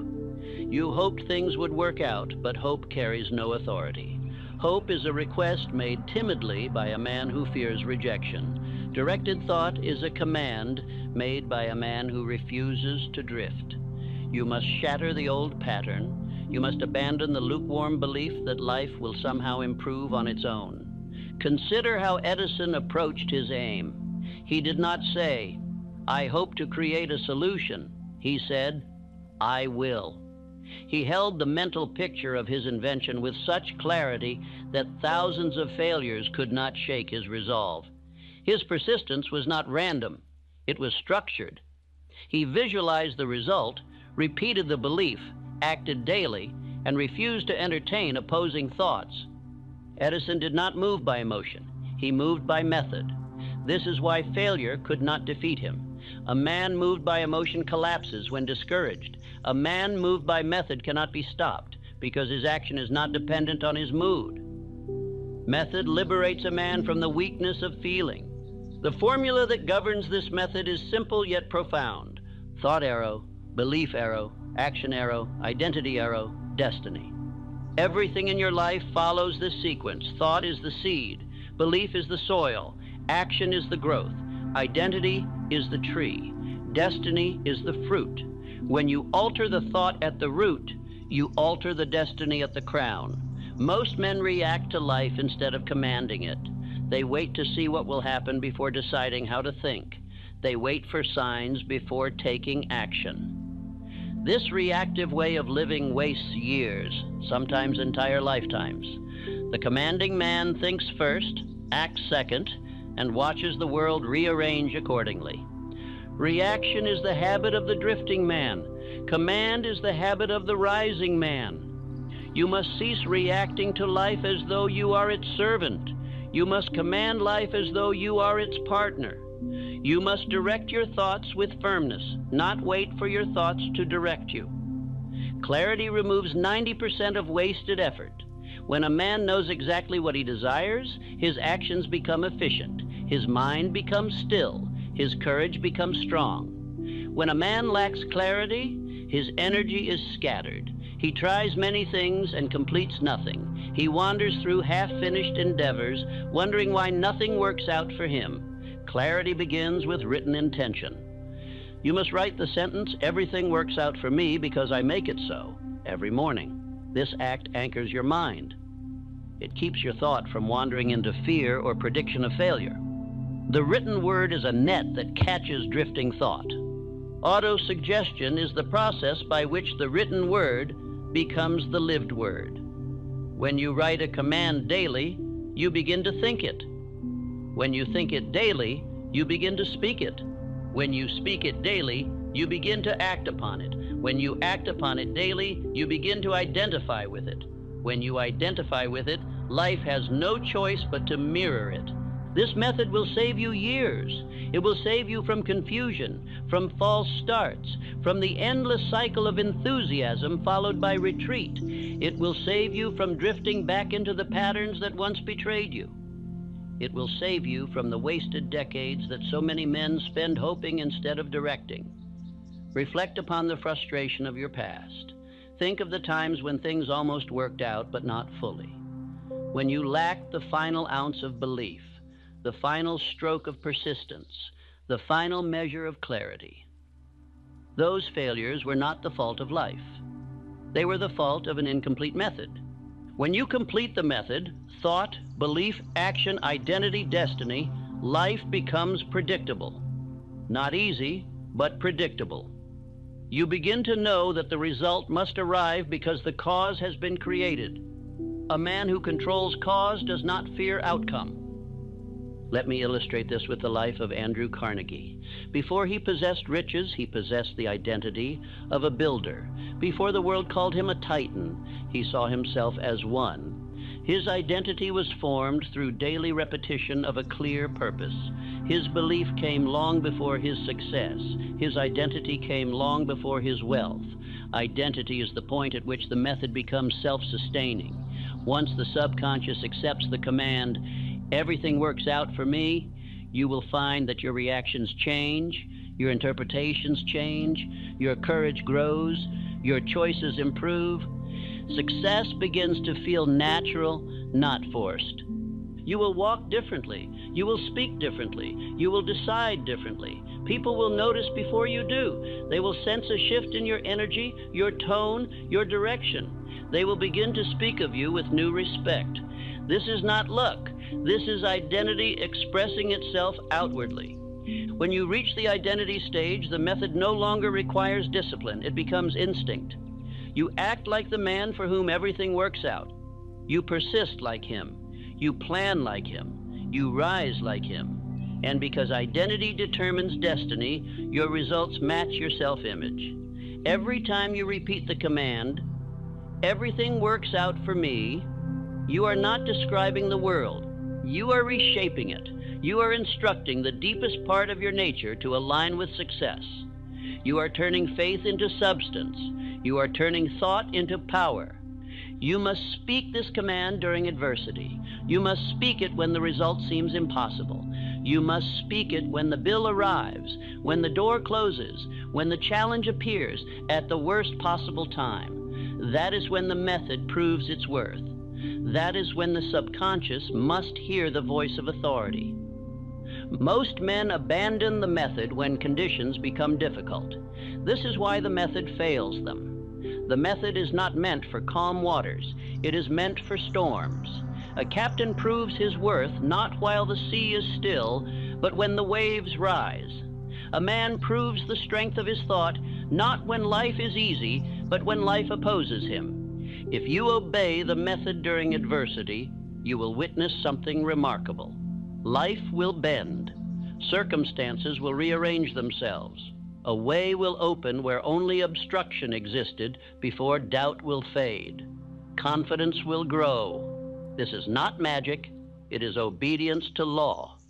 Life always rewards the man who refuses to retreat from his command. Say the words aloud right now. Everything works out for me because I direct my thought. Say them again, firmer. Everything works out for me because I refuse drift. Now declare them as identity. Everything works out for me because that is the man I have become. You have learned the method. You are ready to make life obey your will through action. Part 4, making life obey your will through action. There is a point in every man's life when thought alone is no longer enough. He must move. He must act. He must demonstrate to life that he is not merely a thinker, not merely a dreamer, not merely a man who repeats affirmations, but a man who takes the next step with courage, even if he must take it with trembling hands. Action is the bridge between the mind and destiny. Without action, belief remains imprisoned inside the mind. I have seen many men develop strong desire, clear intention, and even disciplined thought, yet fail to rise because they did not act. Action gives substance to faith. Action is the fire that turns thought into form. Action is the visible expression of decision. Without action, a man's belief remains a shadow, interesting but powerless. A man must understand that action makes belief powerful. Belief without action is a myth. It gives comfort but produces nothing. A man may believe he can build an empire, but until he lays the first brick, his belief is only a sentiment. Life rewards only the belief that expresses itself through movement. Look at Henry Ford. When he began, he did not wait for conditions to become ideal. He acted while conditions were unfavorable. He acted without the approval of experts. He acted without the reassurance of friends. He acted before he had proof, before he had resources, before he had structure. His action created the very conditions that others insisted he wait for. Ford's genius was not mechanical. It was spiritual. It was the ability to act when others hesitated. His courage replaced the slow, deliberate caution that paralyzes weaker men. He moved as though the result were already secured. That is the secret of decisive movement. The man acts as though the outcome has already been assigned to him. Action eliminates fear faster than thought alone. A man can sit for hours attempting to think courage into himself, but a single step forward will strengthen him more than 100 silent meditations. Fear cannot survive motion. It dissolves the moment a man walks toward the thing he dreads. Men delay for years and call it planning. Planning becomes a sanctuary for those who fear that their best effort may still result in failure, but no plan gains power until a man acts. Planning is not progress. Action is progress. Planning does not move a man closer to his aim. Action does. A man must not fall in love with preparation. Preparation has value only if it leads to execution. A man who spends years preparing without acting wastes more time than the man who acts imperfectly but consistently. The imperfect action of a decisive man produces more progress than the perfect plan of a drifting man. Decisive movement is a spiritual law. When a man acts, forces unseen move with him. Doors open, people appear, ideas awaken, circumstances shift. The man who waits for conditions to become favorable never sees these forces because they reveal themselves only to the man who acts. I have observed that persistence is loyalty to one's aim. A man who is persistent does not need constant inspiration. He does not need encouragement. He does not need applause. He continues because he has given his word to himself. Persistence is the highest form of self-respect. Life respects the man who continues. He may be bruised, he may be tired, he may be ridiculed, yet he continues. And because he continues, life eventually yields circumstances that once resisted him weaken. Obstacles that once intimidated him shrink. Challenges that once angered him teach him. Persistence is not a loud force. It is a quiet, stubborn flame that refuses to extinguish. Edison embodied this flame. Thousands of failures surrounded him, yet he persisted. His persistence was not emotional, it was deliberate. He acted daily even when results seemed invisible. His actions became the foundation of invention. Think of the lives reshaped by a single act of persistence. Andrew Carnegie was refused opportunity many times before he rose, yet each refusal strengthened his determination. He continued, he acted, he insisted, and the world eventually recognized a man who would not be denied. When a man persists long enough, life begins to trust him. Opportunity visits repeatedly, because opportunity sees that he will not squander it. The drifting man is ignored by opportunity. The persistent man is pursued by it. Persistence trains the world to take a man seriously. Action transforms more than results.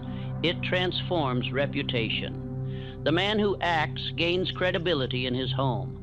His spouse sees movement instead of excuses. She hears progress instead of promises. She observes that each day he is shaping a future, not merely talking about one. Respect returns to the home when the man moves. Action transforms children as well. Children learn by imitation. They watch their father rise each morning with purpose, and they learn that purpose is a normal part of life. They see him working, planning, striving, and refusing to drift. They see that he commands life instead of waiting for it to treat him kindly. They inherit his strength. Rivals sense action too. They may not say it aloud, but their eyes reveal their recognition. They know you have stepped beyond the stage of talking. They know you have entered the stage of building. They begin to withdraw their silent judgments. They begin to measure their own efforts against yours. Your action becomes a reminder of their hesitation. Setbacks bend when a man refuses to bend.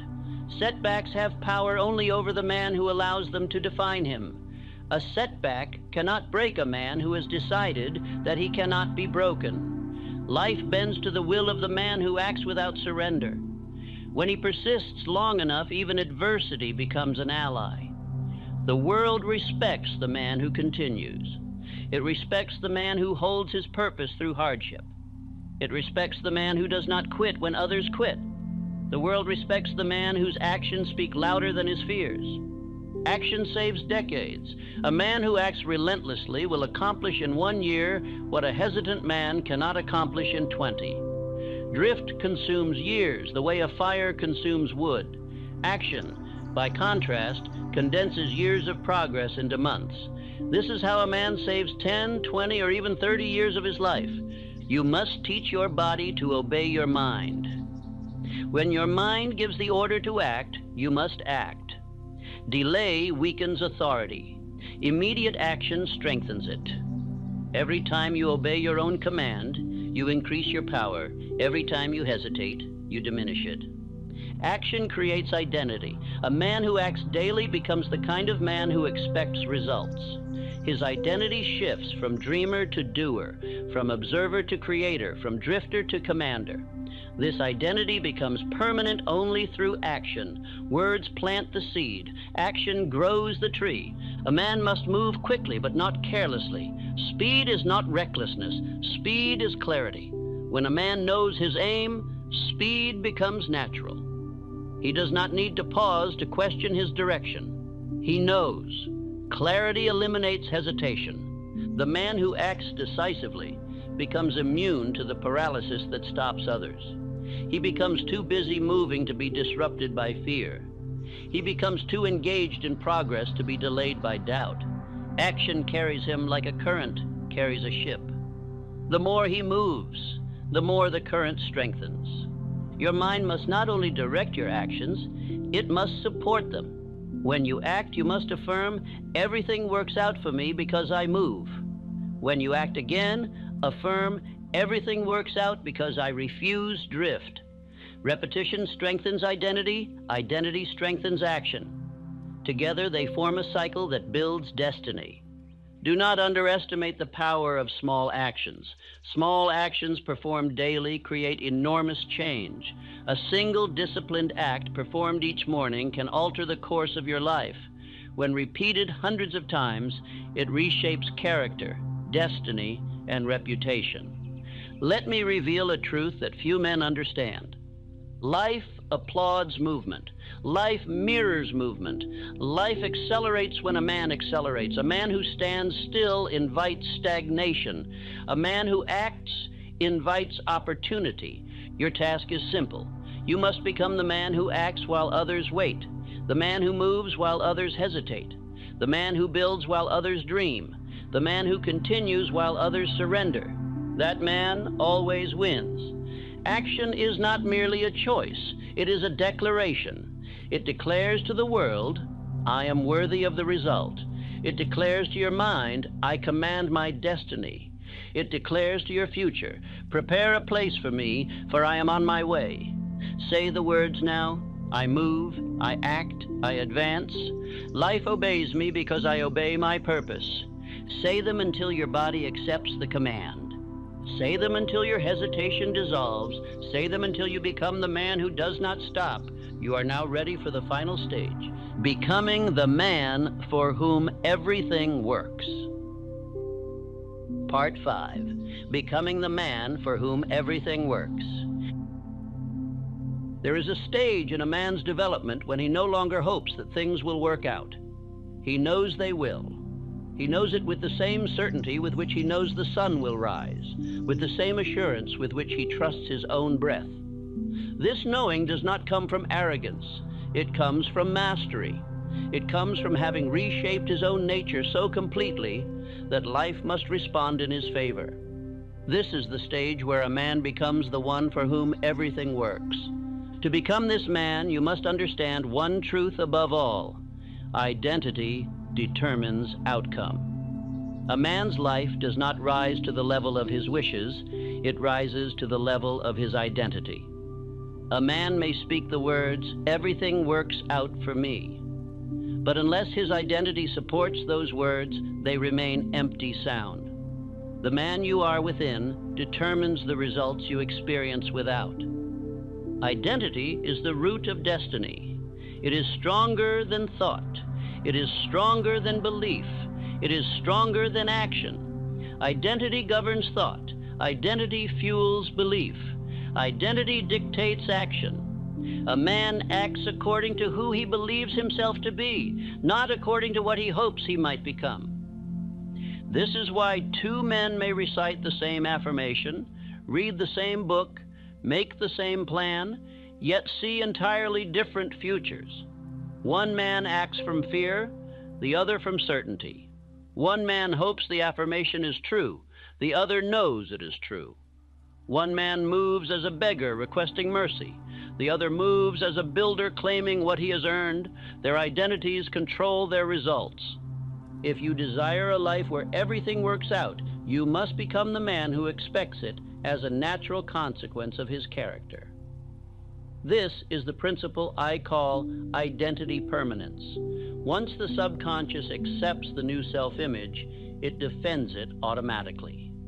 It becomes a guardian of your destiny.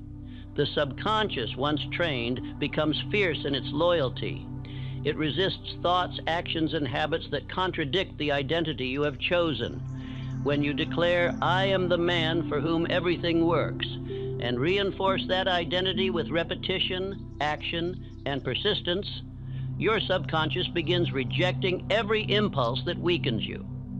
It rejects hesitation, it rejects drift, and it rejects fear. It rejects self-doubt. It rejects the old nature entirely. This is how a man becomes unshakable. not because he is protected from difficulty, but because he is defended by a subconscious mind that no longer tolerates weakness. Rockefeller exemplified this. He was not calm because life was easy. He was calm because his inner identity was anchored. He believed in his destiny with such quiet certainty that external chaos could not reach him. When the world panicked, he remained composed. When markets collapsed, he stood firm. His identity did not permit him to tremble. Carnegie displayed the same steadiness. He walked with the composure of a man who had already achieved greatness long before the world acknowledged it. He was not surprised by success. He expected it. Success was not an event for him. It was a reflection of the man he had already become inside. Edison was unbreakable, not because he never failed, but because his identity did not allow failure to define him. He never saw failure as a verdict. He saw it as a refinement. His identity was that of a creator, a builder, a pioneer. Every setback merely sharpened that identity further. These men did not merely act differently. They were different. They thought from a higher plane. They believed from a deeper place. They moved with the certainty of men whose subconscious had accepted their greatness as law. Your task now is the same, and to become the man for whom everything works because he has become the cause of that outcome. You must understand how identity expresses itself outwardly. A man's identity becomes visible long before his results appear. It shows itself in his posture, his tone, his choices, his discipline, his silence, his presence. Identity is a light that shines through conduct. When you begin to identify as the man for whom everything works, your presence changes. People feel it. They may not be able to articulate what has changed, but they sense it. They sense that your words carry weight. They sense that your actions carry intention. They sense that you have become a man who cannot be moved by trivial fears. Your family will notice first. They will hear steadiness in your voice. They will feel certainty in your manner. They will observe that you no longer speak from a place of hope, but from a place of assurance. Your spouse will feel safe under the strength of your character. Your children will feel pride in the firmness of your demeanor. A family is transformed when the father transforms. A household becomes stronger when the man becomes stronger. A man's identity is not a private matter. It influences every soul in his home. When you become the man for whom everything works out, your family's confidence rises with you. Your rivals will notice next. They will see that you have ceased competing with others and begun competing only with your former self.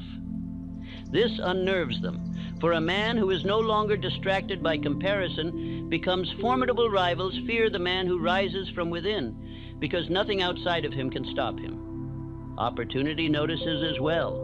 Opportunity has always been sensitive to identity. It gravitates to certainty.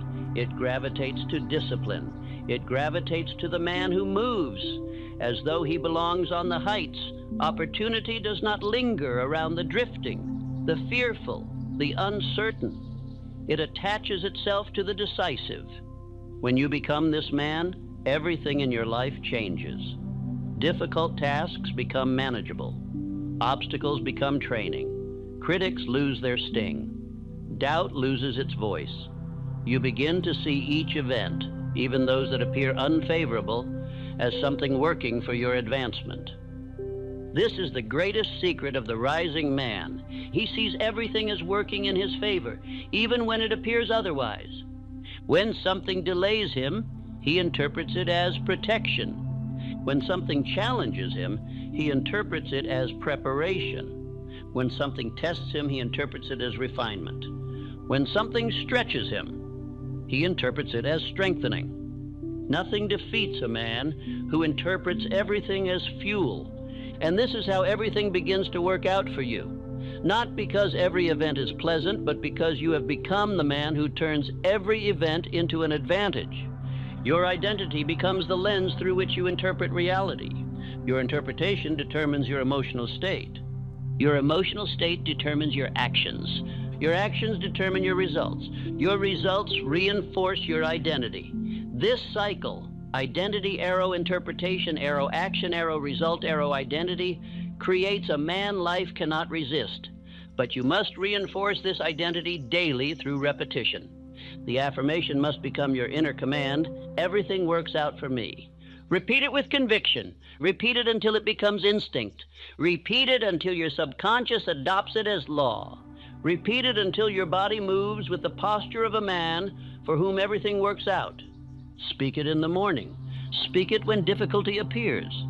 Speak it when opportunities arise. Speak it before sleep. Speak it until your voice shapes your identity. Identity permanence occurs only when repetition aligns with conduct. A man becomes what he repeatedly declares, but only when he acts in harmony with his declaration. Thus, you must behave like the man for whom everything works out. Speak with clarity. Move with purpose. Act with decisiveness. Persist with loyalty. Hold your mind steady. Guard your thought against fear. The man who expects everything to work out must not engage in self-pity, for self-pity is poison to identity. He must not indulge in complaint, for complaint is surrender disguised as expression. He must not entertain doubt, for doubt cracks the foundation of destiny. He must speak only that which strengthens him, act only in ways that advance him, and think only in ways that align with his chosen identity. When identity becomes permanent, fear loses authority. Fear may still whisper, but it cannot command. Doubt may still appear, but it cannot influence. Weakness may still tempt, but it cannot conquer. The man for whom everything works out becomes immune to the forces that once defeated him. He does not ask, "Will this work?" He asks only, "What must I do next?"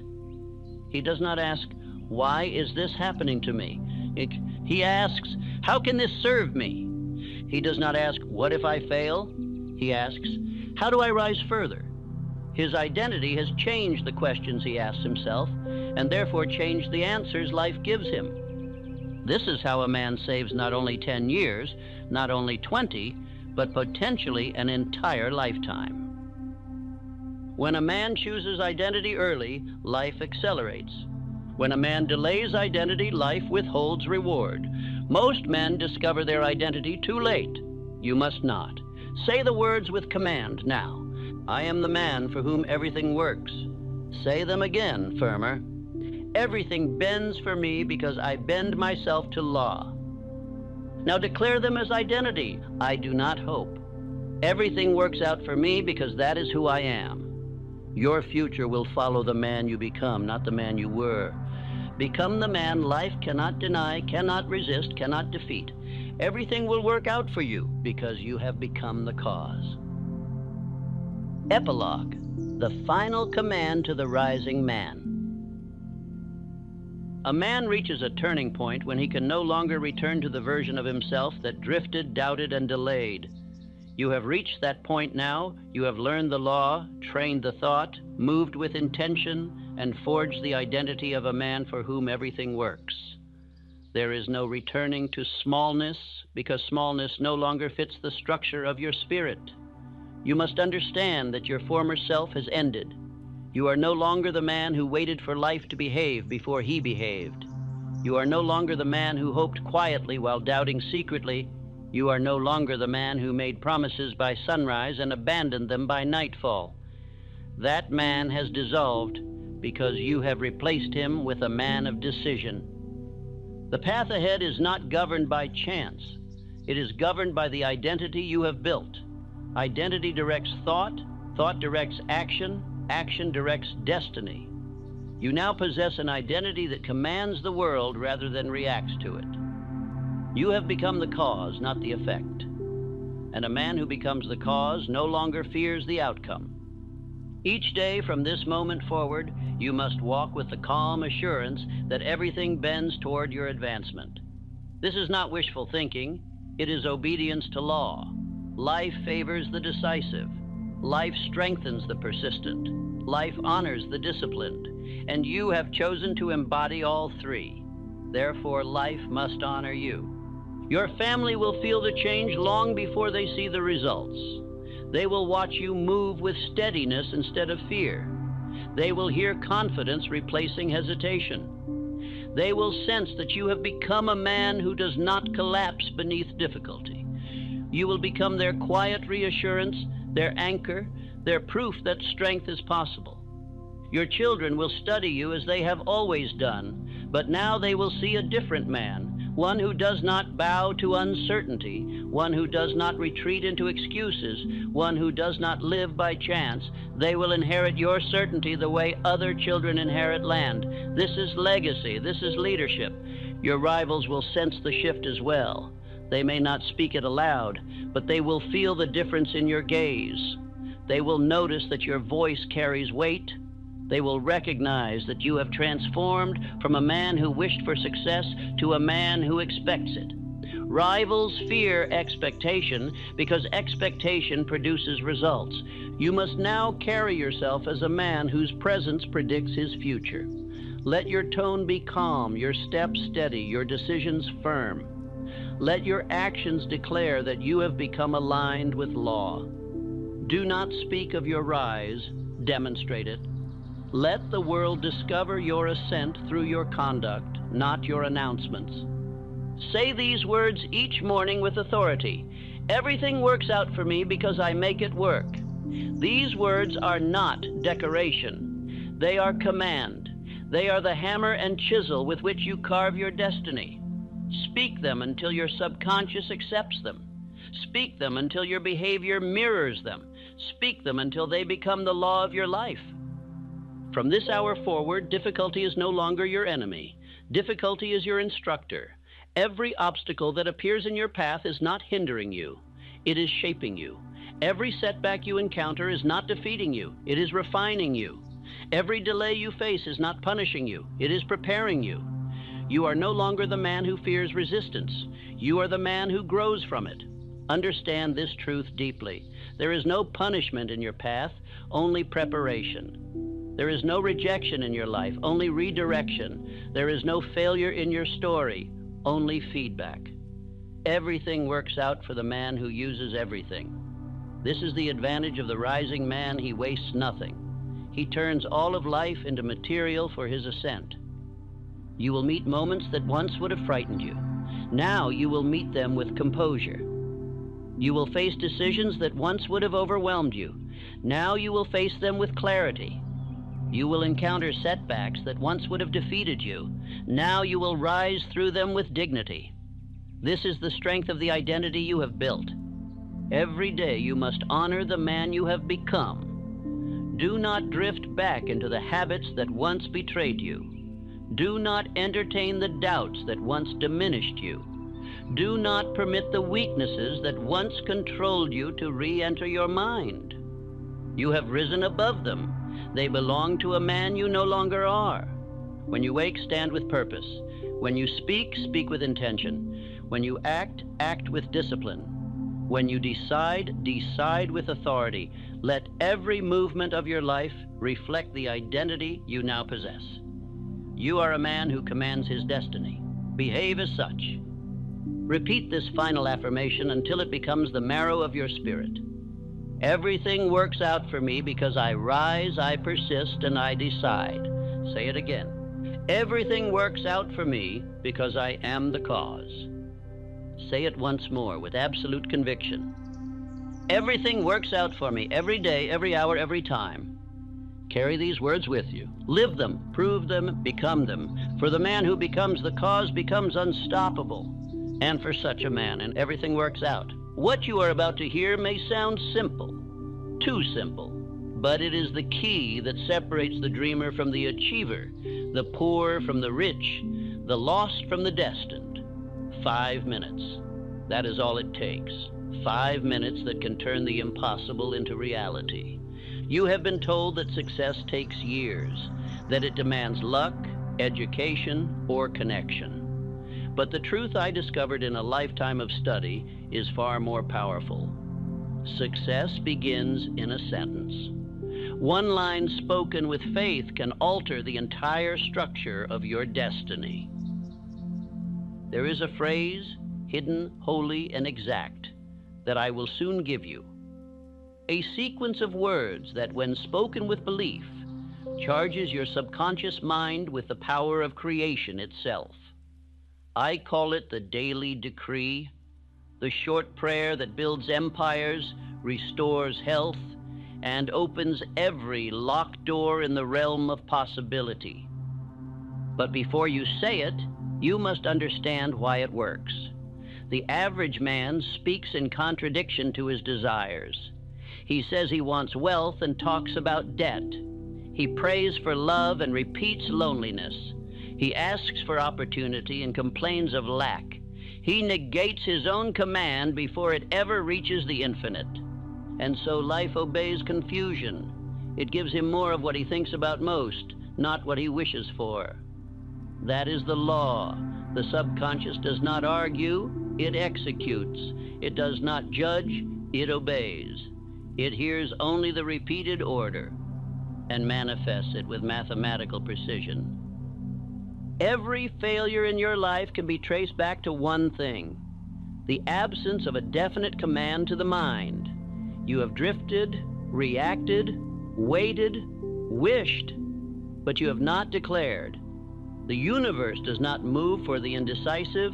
It moves for the one who speaks his vision as fact. I once asked Andrew Carnegie how a man with nothing could become rich. He smiled and said, he must begin by acting as if he already is, not pretending, believing, speaking to his own mind as though the goal were already done. That is the bridge between thought and reality. There is a power that responds only to gratitude, the highest vibration of faith. Gratitude is proof that you believe your desire is already yours. It is the voice of certainty before the evidence appears. The man who can give thanks before receiving is the man who never fails to receive. For the next few minutes, I want you to imagine that every dream you hold, every goal, every vision, every silent desire has already been fulfilled. The house, the business, the peace, the freedom. Feel it, smell it, see it. Then realize this: it is not imagination. It is creation in its first stage.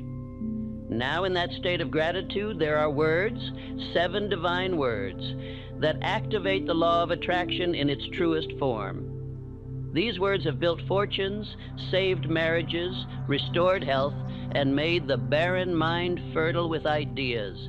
They are not mine. They are the language of all masters who have commanded reality through faith.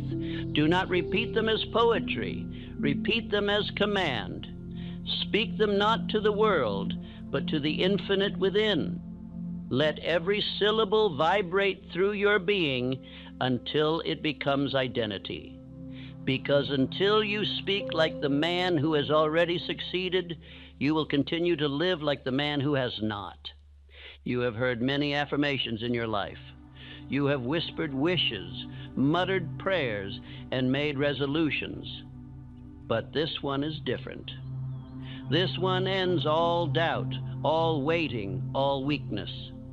This one turns desire into possession, idea into result, word into flesh. What you are about to receive is the formula that rewires your entire vibration into certainty. But I warn you, once you speak it with belief, there is no going back. Life will begin to rearrange itself around your words. Opportunities will appear. Circumstances will shift. People will move. The law will obey you. Are you ready to command your world? Then sit upright. Breathe deeply. Empty every thought except this: faith.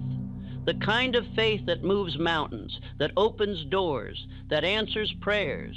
The kind of faith that refuses to negotiate with reality and simply declares its own. In a moment, I will give you the decree, the line to repeat 100 times until your subconscious bends to your will. But first, remember this: your repetition is your proof of belief. Each time you speak it, you are chiseling your new identity into the stone of the mind. Do not rush it. Do not doubt it. Speak it slowly, deliberately, as if engraving it upon eternity itself. For these words, once planted, will not die. They will work for you while you sleep, while you walk, while you face the world.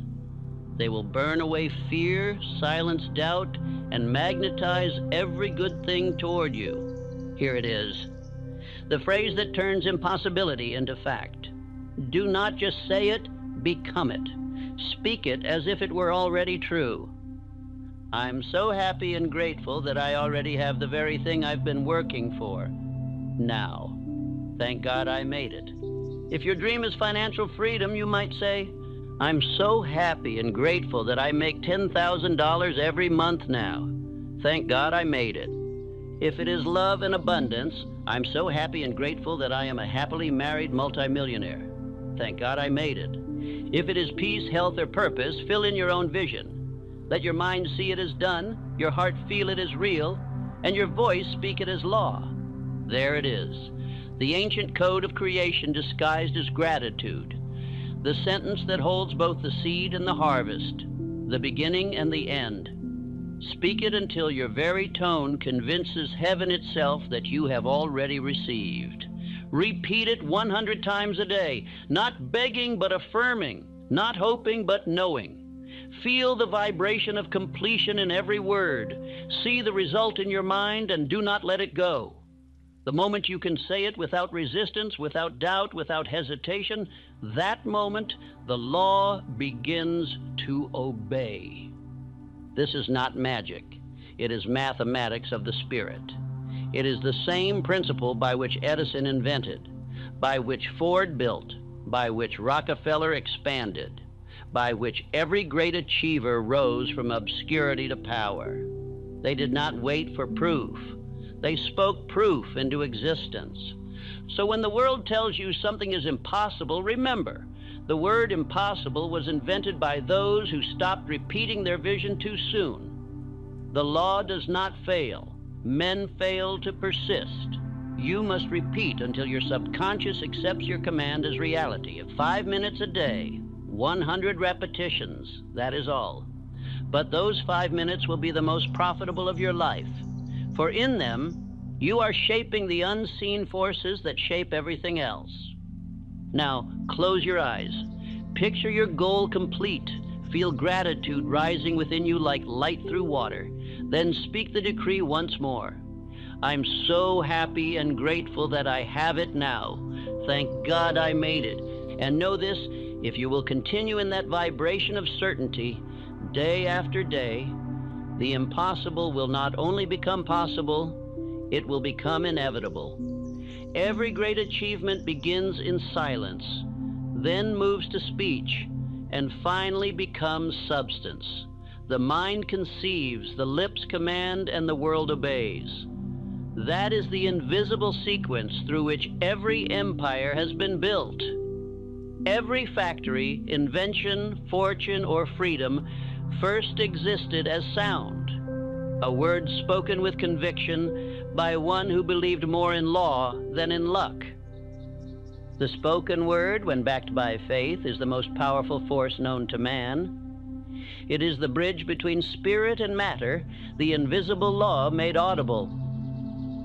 To speak a thing with gratitude and certainty is to instruct infinite intelligence to form it.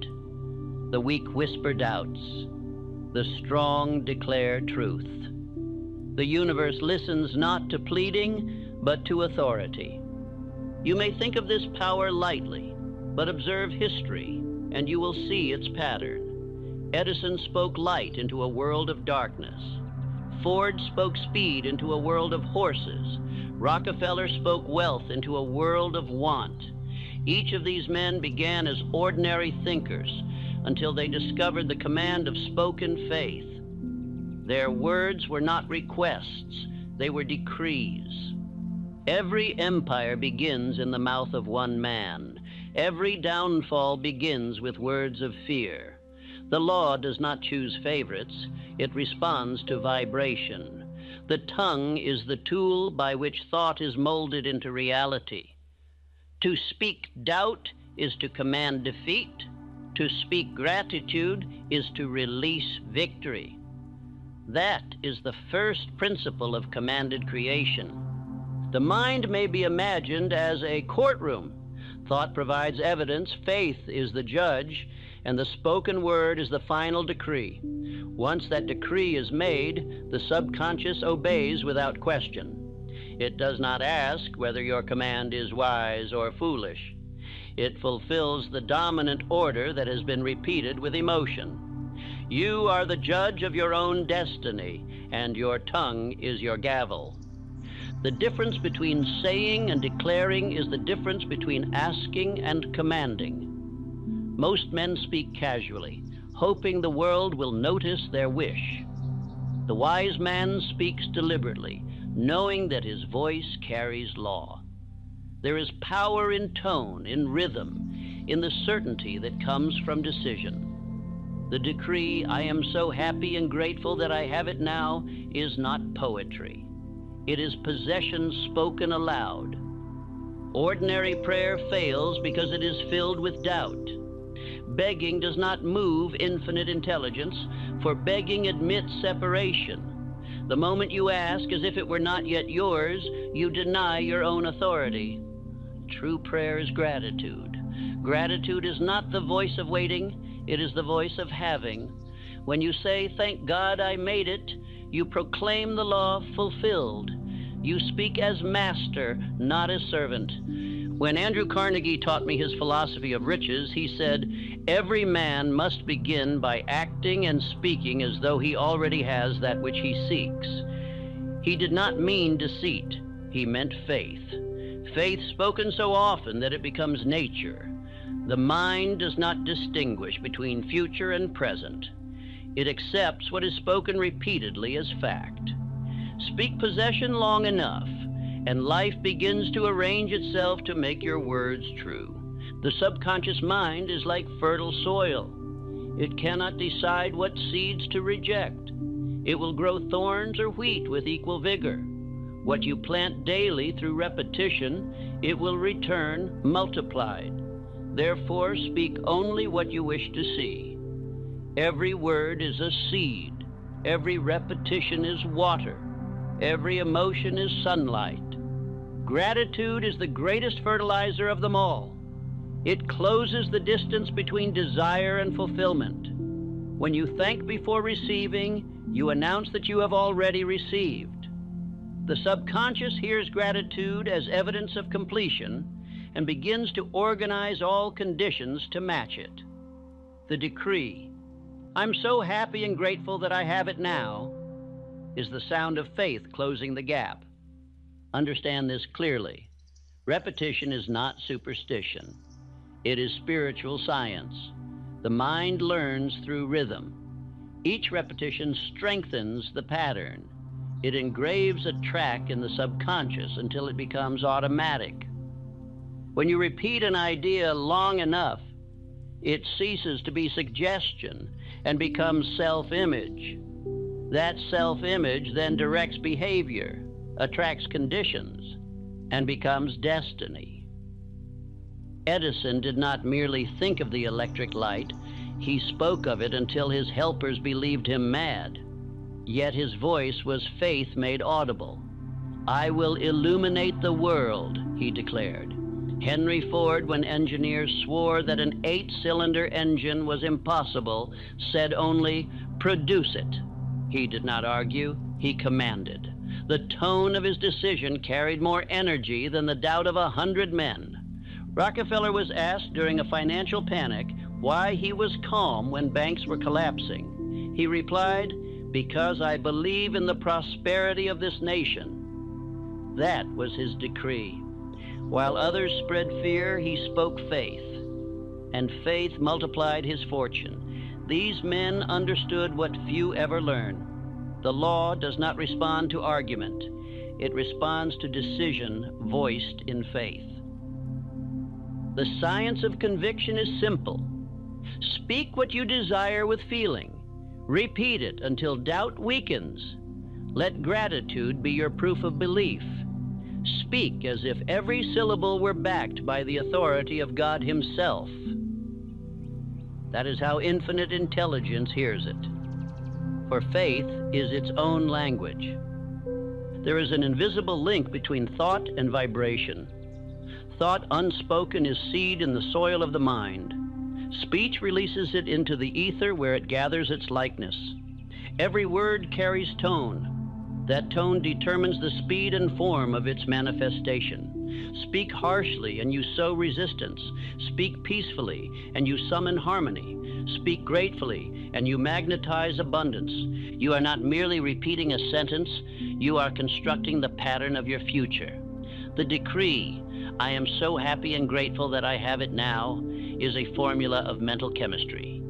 It combines faith, the belief in unseen power, gratitude, the emotional signature of completion, and definiteness, the clear picture of purpose. These three together produce creative combustion. Every time you declare your gratitude, you reinforce that combustion. Each repetition chisels away uncertainty, like a sculptor removing stone to reveal the form within. That is why repetition must be daily. You are building an identity, a mental structure through which infinite intelligence can act. Stop too soon and the form remains unfinished. Persist until your thought is alive with emotion, until you feel your desire as already yours. The world will begin to see your transformation before results appear. Others will sense it in your eyes, in your calmness, in your speech. They will not understand why, but they will feel a magnetism around you. Confidence is silent power. It radiates more loudly than words. They will call it luck, but it is law. If you wish to understand this law, observe how men of vision speak. They never say, "I hope." They say, "I will." They never say, "if." They say, "when." Their vocabulary excludes defeat. Each word they utter builds rather than destroys. Their tongues are the architects of faith. The weak mind speaks reactively. It describes life as it appears. The strong mind speaks creatively. It describes life as it must become. Every declaration of gratitude lifts the mind from effect to cause, from servant to master. When you say, "I have it now," you step out of time into truth. The universe itself was spoken into being. "Let there be light" was not a wish, it was command. And light appeared because law must obey definite sound. You, made in the image of the Creator, possess that same creative faculty. Every time you speak with conviction, you echo that original decree. Let this affirmation guide you. I speak my reality with authority. My words carry law. I am the voice through which infinite intelligence acts. Speak it until it feels alive. Let the vibration of certainty rise from your chest until it fills the room. That is the sound of faith taking shape. Remember, the world does not move for the indecisive. It moves for the one who commands. Speak little, but speak with belief. Speak less of what is wrong and more of what must be right. The law hears only repetition, and the repetition of gratitude transforms all conditions. Each morning, declare your success before the day begins. Each night, thank the infinite for its completion. Let no idle complaint escape your mouth, for each word of doubt delays your fortune. Keep your speech definite, your tone confident, your emotion grateful. Those who master their words master their world. For the word is the first motion of creation, and gratitude is its seal. If you would command the impossible into reality, begin not with effort, but with expression. Say the words, mean them, repeat them, and the unseen will move to make them flesh. So remember this law. One sentence spoken with unwavering faith contains more power than 1,000 actions made in fear. The man who learns to speak as if all he seeks is already his stands among the masters of creation. Therefore begin today. Stand before the mirror of destiny and say, I am so happy and grateful that I have it now. Thank God I made it. Speak it with breath steady, eyes lifted, and heart certain. You are not repeating poetry. You are issuing divine command. And the moment you do, the impossible begins its march toward reality. Faith is not a mystery to be worshipped from afar. It is a vibration to be understood and practiced. Every thought you hold sends a current into the invisible ocean of energy in which you live. Every emotion adds force to that current. And when you speak a thought charged with feeling, it becomes a wave that moves through the ether, organizing matter and circumstance according to its tone. This is the true mechanics of faith. The average man believes that only physical action creates results. He measures life by the labor of his hands, forgetting that every hand moves under the command of thought. Yet it is thought, not toil, that determines outcome. Infinite intelligence does not respond to effort. It responds to frequency. The vibration of certainty rearranges reality with more precision than 1,000 frantic attempts. Emotion is the fuel that turns mental imagery into vibration. Without emotion, thought is like a lamp without electricity. You may repeat a phrase 100 times mechanically, but unless it burns with feeling, it will not illuminate your path. The decree, I'm so happy and grateful that I have it now. Thank God I made it, must be spoken not as words, but as fire. Each syllable must be charged with gratitude, which is the highest form of emotional electricity. Faith, in its truest sense, is the unseen electricity that powers the word. It is the invisible current that flows between mind and infinite intelligence. When you speak your decree with faith, you are sending a charged signal into the universe declaring that your command is law. That signal never dies. It moves, it attracts, it builds, until what you have spoken becomes visible form. Repetition is the generator that keeps the current alive. Every time you repeat your decree, you strike the tuning fork of belief again, keeping it vibrating until the air around you hums with certainty. In the beginning, your repetition may feel forced, for the old frequency of doubt still lingers. But persistence dissolves interference. Each utterance weakens disbelief. Each repetition strengthens faith. When the mind and the emotion finally move in rhythm, faith ceases to be a practice and becomes a state. You no longer try to believe. You are belief. That is the moment when vibration reaches perfect pitch. Infinite intelligence hears it and obeys it because it is the tone of creation itself, the same tone by which mountains rise and empires are born. Gratitude is the vibration of completion. When you say, "Thank God I made it," you do not beg. You affirm that the law has already acted. Gratitude turns faith from future expectation to present possession. It is the voice of the mind that knows it is already received. The law of vibration can never be fooled. It matches not your words, but your dominant feeling.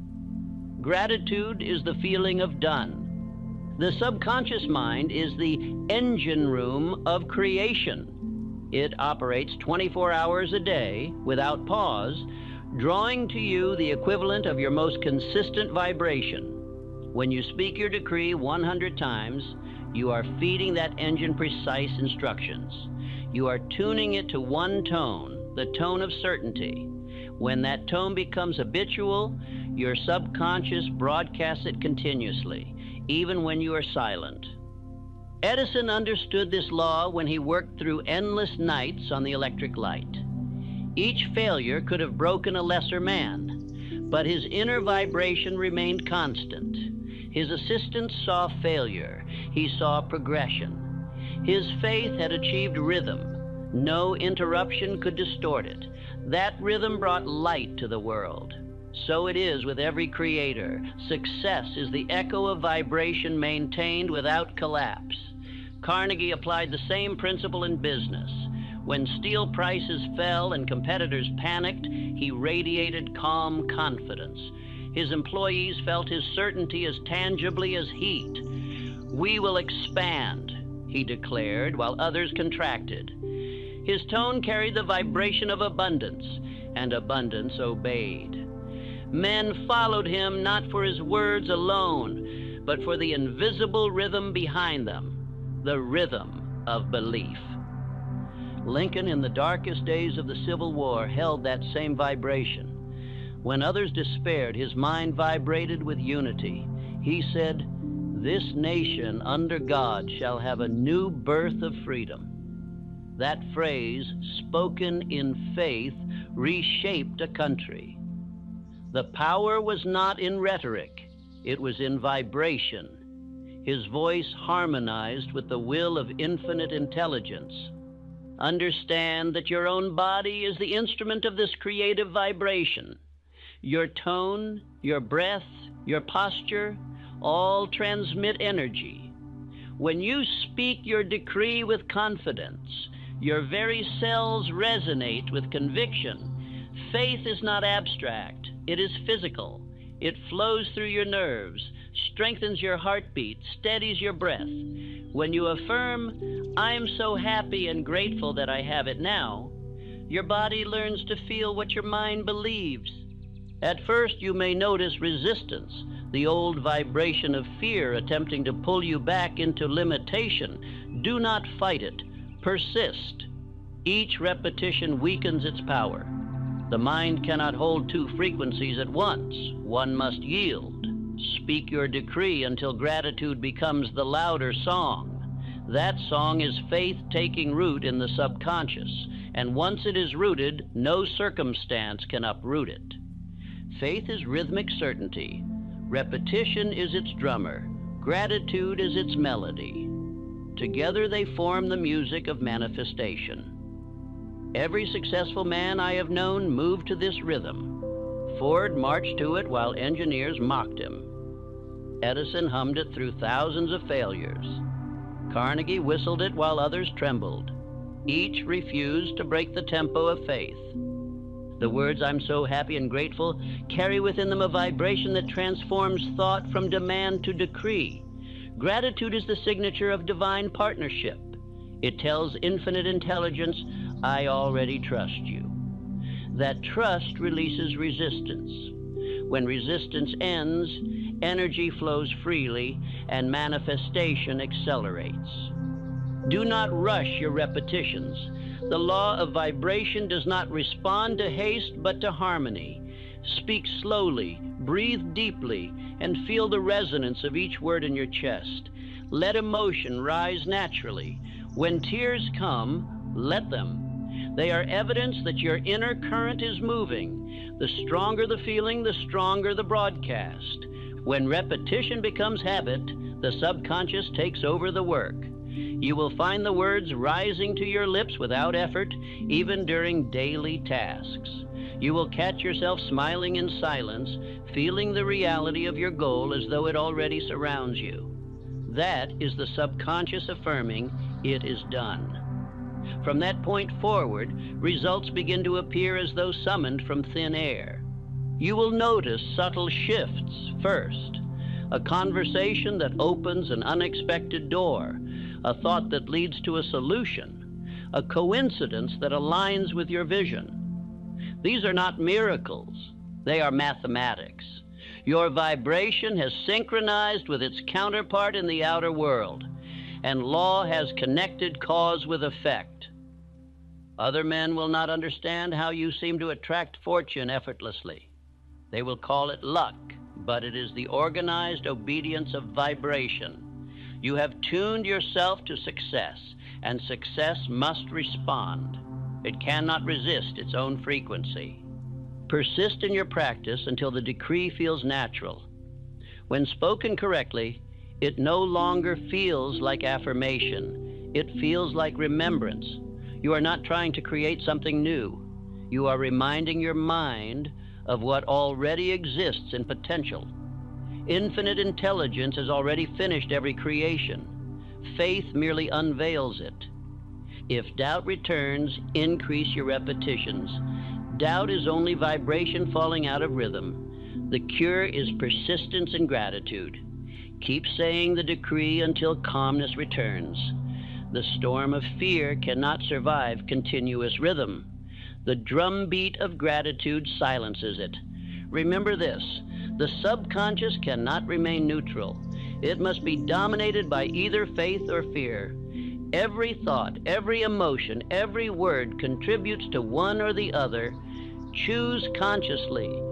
Speak faith until fear dies of starvation. As faith strengthens, your outer manner changes. Your voice gains depth, your words flow with confidence, your eyes focus with purpose. You become magnetic. Others will trust you without knowing why. They will feel drawn to your vibration, for it carries the assurance of leadership. That invisible magnetism is proof that the law is working through you. Edison's assistants once said that in his presence, discouragement felt impossible. That was his vibration. Carnegie's associates claimed they could not help believing when he spoke. That was his vibration. When you repeat your decree with faith and gratitude, you will begin to carry the same atmosphere, the aura of certainty that commands respect and cooperation. Infinite intelligence is not distant. It is the medium through which your vibrations travel. Every tone of faith you produce sets waves in motion that never cease. Somewhere in the invisible ether, every decree you speak is gathering its material equivalent. When you maintain the vibration of gratitude, those waves eventually condense into form. If you could see the unseen, you would never doubt again. You would see your words moving through space, aligning people, events, and resources to your decree. The man of weak faith stops too soon. His vibration fades before the structure is complete. The man of persistence continues daily until faith becomes identity, and identity attracts its likeness as surely as gravity draws objects to the earth. Therefore, speak your words with rhythm, conviction, and calm joy. Each morning and night, dedicate 5 minutes to the decree. Speak slowly with eyes closed and spine straight until the world around you fades and only your vibration remains. Feel gratitude flowing through every cell. Imagine infinite intelligence nodding in recognition. That moment of harmony is creation in motion. Say to yourself often, "My words are alive with faith. My voice is tuned to success. Each repetition strengthens my reality." These are not idle phrases. They are reminders of the law that governs all things. Faith without vibration is dream. Vibration without gratitude is noise. Combine them, and you possess the secret of every miracle man has ever witnessed. Soon, speaking your decree will no longer feel like practice. It will feel like breathing. You will know that each repetition is drawing invisible substance into visible order. You will sense that the unseen is working in your favor even while you rest. That realization marks the birth of true peace, the peace of knowing that what you desire must come because your vibration already contains it. In time, the results will arrive so naturally that you will forget you ever called them impossible. You will see how every moment of repetition, every surge of gratitude, every act of faith was a stroke of the brush painting your destiny. Then you will smile, whisper your decree once more, "I'm so happy and grateful that I have it now. Thank God I made it." And realize that you have spoken yourself into reality. There comes a moment in every man's life when he must decide who he is, not what he wants. Until that decision is made, he will wander between desires, claiming to seek success, but never stepping into the identity of the man who can command it. The law of identity governs all transformation. You do not attract what you wish for. You attract what you are. Every decree, every repetition of faith, every affirmation of gratitude is not merely a command to the outer world. It is an instruction to the inner self. Each time you say, "I'm so happy and grateful that I have it now. Thank God I made it," you are telling your subconscious, "This is who I am." And the subconscious, being the faithful servant of repetition, must eventually believe you. Once it believes, it transforms your vibration, your perception, and your behavior until your environment adjusts to your new identity. No man can escape the pattern of his self-image. You may temporarily act rich while thinking poor, but the subconscious will drag you back to the level of belief. You may attempt to speak with confidence while feeling unworthy, but your vibration will betray your words. The outer world is an echo of your inner identity, and it never lies. If you wish to change your results, you must first change the invisible image from which those results spring. The decree is the sculptor's chisel, shaping the unseen clay of self. Each repetition cuts away disbelief, reshapes self-concept, and fashions a new being. You are not repeating words to convince the world. You are repeating them to convince yourself.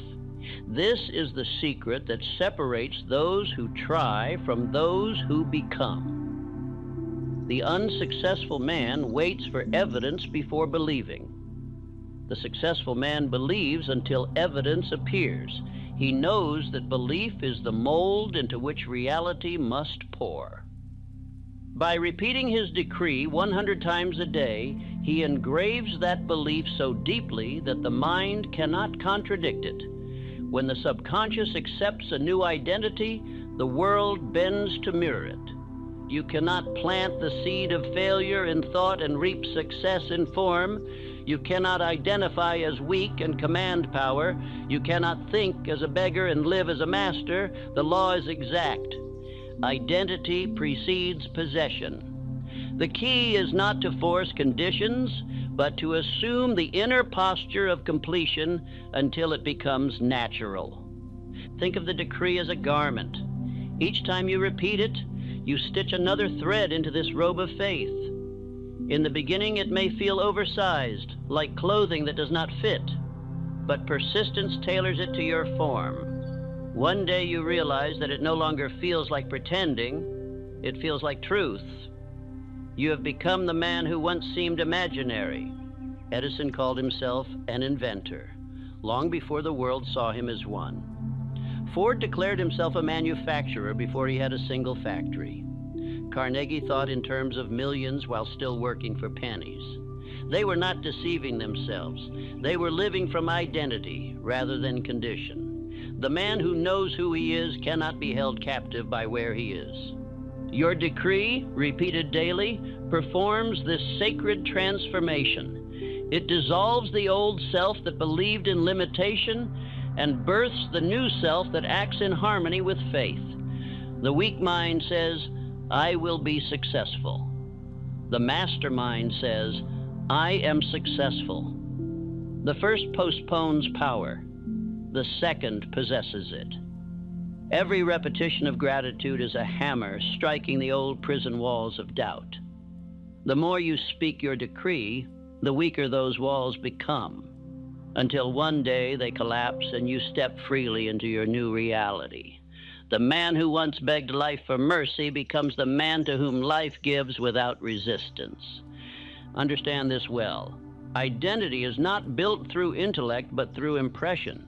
The subconscious does not reason. It accepts what is repeated with feeling. That is why persistence is essential. Each repetition writes a new line into your mental script. Each expression of gratitude deepens the conviction that your dream is already real. You may think of yourself as divided between two selves, the conditioned self, which lives by fear, and the chosen self, which lives by faith. The decree is the bridge between them. Each time you affirm your gratitude for what is already yours, you cross that bridge further. Eventually, the old self fades like a forgotten dream. You wake as the new man, unshakable, definite, radiant with belief. Others will notice the change before you do. They will sense something different in your tone, in your gaze, in the composure of your movements. The timid man they once knew now carries calm authority. His words ring with certainty. His laughter is deeper, his silence more commanding. That transformation is not illusion. It is the visible expression of a new identity. The moment you begin to speak gratitude as truth, the subconscious stops arguing and starts creating. It begins reorganizing your habits, guiding your attention, drawing to you the people and opportunities that match your new frequency. You may think coincidence is at work, but it is identity manifesting itself. Every change in fortune follows a change in self-concept. The pauper becomes rich the moment he believes himself worthy of riches. The sick man begins healing the moment he identifies with health. The lonely man attracts love when he becomes love within himself. Life has no choice but to reflect your inner verdict. The danger lies in contradiction. Many men affirm prosperity while speaking daily of struggle.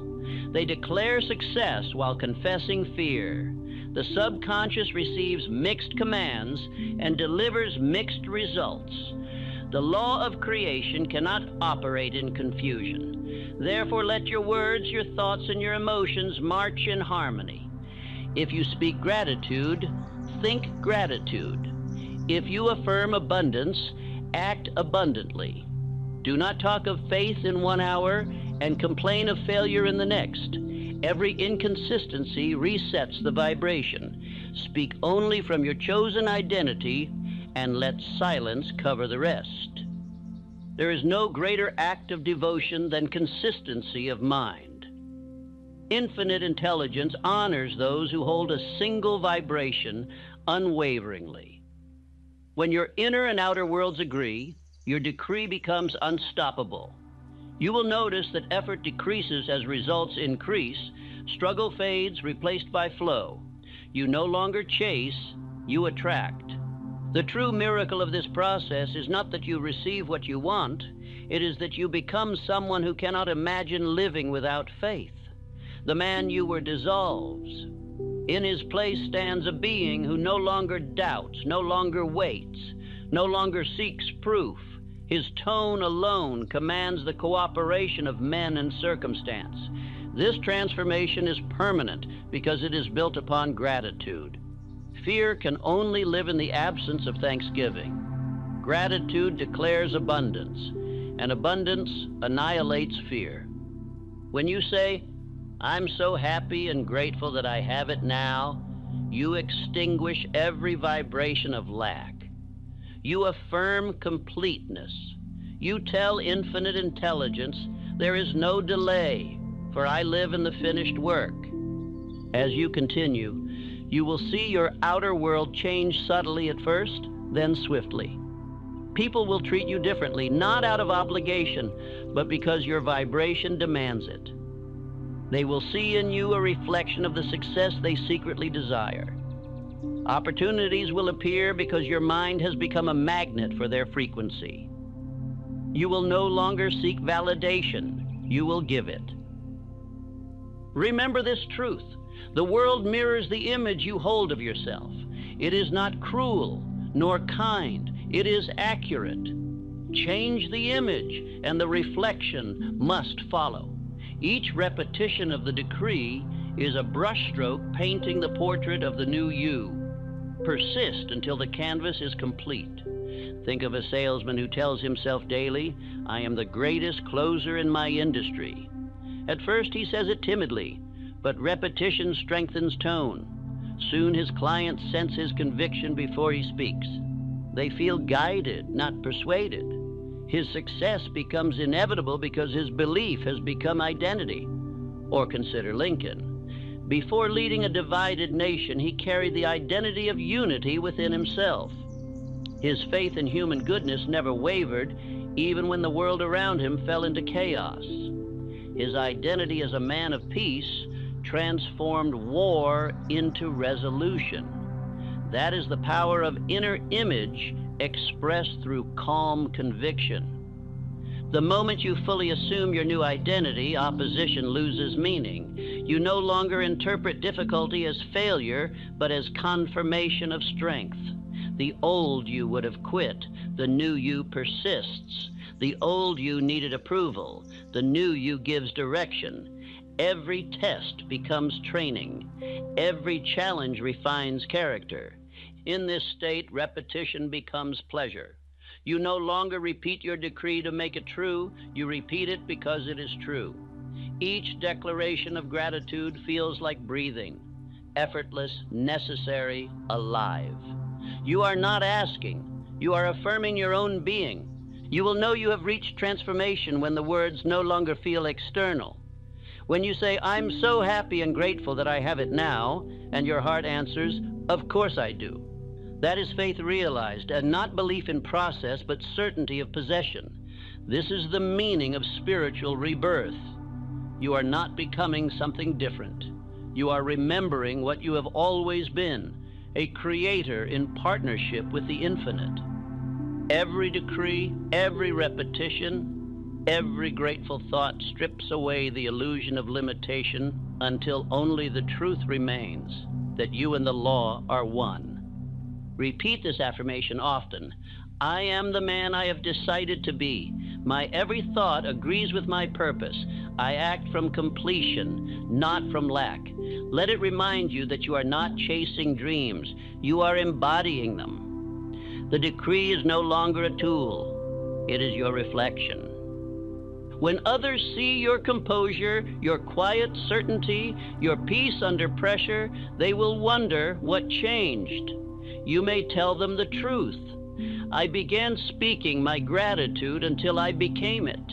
They will not understand immediately, for the world has forgotten the language of faith. But some will feel the vibration of your words, and their own transformation will begin. The final proof of this law is that once identity changes, results must follow. The poor man who truly believes himself rich cannot remain poor, for his decisions, associations, and opportunities will shift to match his new vibration. The weak who believe themselves strong begin to act boldly, and courage gathers allies. The fearful who identify with faith cease to attract calamity. Law always confirms identity. This is the great revelation. Your success is not something to pursue, but something to remember. It already exists within the mind of infinite intelligence, waiting for you to claim it through repetition, belief, and gratitude. When you speak your decree, you awaken that dormant image and call it into visible form. From this day, speak as the man who has arrived. Think as the one who no longer doubts. Walk as the one who knows he is favored by law. Let your tone, your bearing, and your silence declare mastery. You need no permission, no proof, no sign. Your word, spoken in faith, is the sign. When your mind fully accepts this truth, life can do nothing but follow. The mountains of difficulty dissolve because the man who spoke them into being has vanished. In his place stands a creator, calm, definite, grateful, and whole. So I say to you, repeat your decree until you forget that it was ever a phrase. Let it become the heartbeat of your identity. And when someone asks the secret of your transformation, you will smile and answer simply, I decided who I was and spoke it until the universe agreed. The spoken word is only the beginning. To decree is to plant. To act in faith is to cultivate. The law of completion demands harmony between belief and behavior. Once you have impressed the subconscious through repetition, gratitude, and faith, the proof of mastery must appear in conduct. The man who truly believes cannot remain idle. His every movement becomes an extension of his decree. To complete creation, one must live as if the work were already done. Acting as if is not deception. It is participation in the finished pattern. Infinite intelligence has already prepared the result the moment faith is declared. You are not working toward your goal. You are working from it. Every act performed in that awareness speeds its manifestation. Every doubt delays it. The universe has no room for contradiction. You cannot affirm abundance in speech and act from fear in behavior. You cannot say, "I'm so happy and grateful that I have it now," and then spend the day complaining about lack. The law does not judge you by intention, but by vibration. When your actions match your words, your decree gains power. When they oppose each other, your vibration cancels itself. To live in faith is to walk as one who already possesses. You buy, plan, decide, and speak with the calm confidence of completion. You do not wait for opportunity. You prepare for it. You do not ask whether your goal is possible. You arrange your life around its certainty. The man who truly believes acts without anxiety because he knows law cannot fail. Faith in action is the highest proof of understanding. You may speak your decree 100 times a day, but if your conduct contradicts your confession, you remain divided. The subconscious receives mixed signals and manifests confusion. The complete man, however, lives in agreement with his command. His words, thoughts, and deeds form one current, moving in a single direction. This is what separates the dreamer from the doer. The dreamer waits for signs before acting. The doer acts as the sign. Faith without action is untested. Action without faith is aimless. But faith expressed through deliberate motion becomes irresistible. It transforms energy into momentum, momentum into results. Ford knew this law instinctively. When engineers told him that the 8-cylinder engine was impossible, he did not argue. He simply said, "Produce it." Those two words were not optimism, they were law in action. He moved as one who had already succeeded, and his certainty magnetized the intellect of others. Months later, his engineers stood astonished as the impossible became fact. The man of action guided by faith never hesitates. He may plan with care, but once decided, he moves without doubt. Hesitation is the offspring of fear. Decisiveness is the proof of belief. Every act of faith sends a message to infinite intelligence. I trust your law more than my eyes. And the law, sensing conviction, responds with precision. To act in harmony with your decree, you must become sensitive to intuition, that quiet guidance which rises from the subconscious once belief has taken root. Faith opens the inner ear. When you have repeated your decree with persistence, you will find that new ideas begin to appear effortlessly. You will wake with sudden clarity, or meet someone whose words answer a question you never spoke aloud. These are not accidents. They are instructions from infinite intelligence. When intuition speaks, obey it quickly. The man who delays converts inspiration into doubt. Every intuitive nudge is a divine signal aligned with your decree. By acting immediately, you prove your faith and keep vibration strong. Faith unexpressed weakens.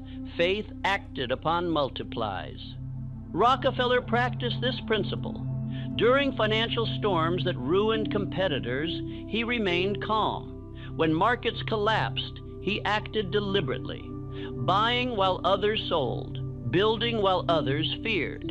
His composure was not arrogance, it was faith expressed in decision. He knew that panic destroys order, and order is the language of wealth. His quiet confidence turned crises into empires. Faith in action is not noise, it is quiet decisiveness. It is the ability to move forward without visible support, to persist when reason hesitates, to rest when others rush, and to trust when the outcome is unseen. The man of faith moves by rhythm, not reaction. He knows that infinite intelligence directs timing as precisely as gravity directs fall. The impatient mind tries to force results. It plants seeds and digs them up to see if they've sprouted. The faithful mind plants and waters with gratitude, knowing the law of gestation governs all creation. To rush the process is to distrust the law. The man who acts in faith moves with calm deliberation. He knows that everything is unfolding in perfect order. When you live by this principle, coincidence becomes daily companion. Opportunities arise where logic predicted none. The right person appears at the exact hour needed.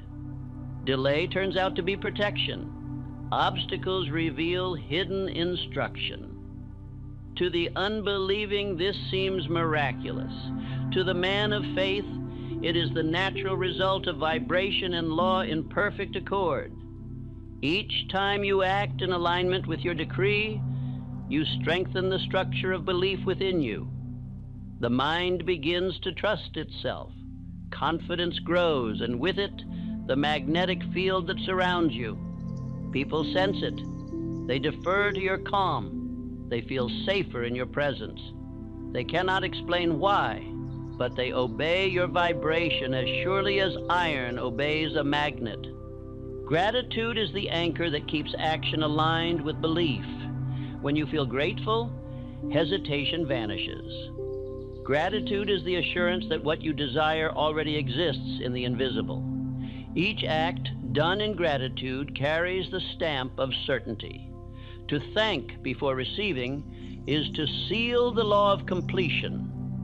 The man who masters this principle walks with quiet joy even before success appears. He no longer asks when or how. He simply lives as one who has arrived. His speech becomes gentler, his eyes calmer, his laughter deeper. The vibration of gratitude releases the tension that once bound him. He is no longer climbing toward his dream. He is dwelling in it. Repetition continues even after results appear. Just as breathing sustains life, affirmation sustains vibration. The purpose of the decree is not only to attract, but to maintain order. The same law that creates must preserve. By continuing to speak gratitude after manifestation, you keep the channels of abundance open. To stop affirming is to stop expanding. Let your actions become living affirmations. Every gesture, every decision, every hour of labor should say, "Thank God I made it." Speak it when you rise and live it when you move. Gratitude is not a word. It is a way of walking. The man who lives gratefully walks as a king, for he knows that all things serve him in divine timing. When results seem delayed, maintain rhythm. Delay is never denial, it is refinement. The law is not testing you, it is aligning the details of manifestation. Each day that passes without visible change is a day that strengthens unseen roots. Faith in action refuses to panic when evidence is absent. The seed grows quietly before the bloom appears. If doubt tries to enter, respond with immediate action. Write another plan, take another step, speak another decree. Faith grows through motion. The still mind stagnates, the active mind expands. Every act of courage reaffirms the subconscious instruction that you are a creator, not a victim. Consider Lincoln again. When the war seemed endless and the nation's faith faltered, he continued to act with quiet certainty. "We shall finish the work we are in," he said, and he moved as though victory were inevitable. His calmness did not come from ignoring reality, but from understanding law. He knew that persistence guided by principle must prevail. Faith in action transforms every obstacle into opportunity. A closed door is merely redirection. A loss is only transition. The calm believer sees the hidden order behind apparent chaos. He acts not from reaction, but from revelation. His actions are deliberate, his emotions steady, his progress unstoppable. The outer world will soon adjust to mirror this inner alignment. Business will seem to flow, people will cooperate, solutions will appear. The law of correspondence ensures that the outer reflects the inner precisely. Once your thoughts, words, and deeds harmonize, reality must echo that harmony. To maintain this state, practice daily silence. 5 minutes of stillness allows infinite intelligence to renew your rhythm. Sit quietly, breathe deeply, and repeat inwardly, I am grateful now, for it is done. Infinite intelligence fulfills my word. I live in the finished vision. Feel peace settle over you. This is the vibration of completion, calm certainty that needs no evidence. As faith matures, action becomes effortless. You will find yourself guided by intuition rather than obligation. What once required discipline becomes delight. You act with precision, yet without strain. You do not chase results. You allow them to unfold.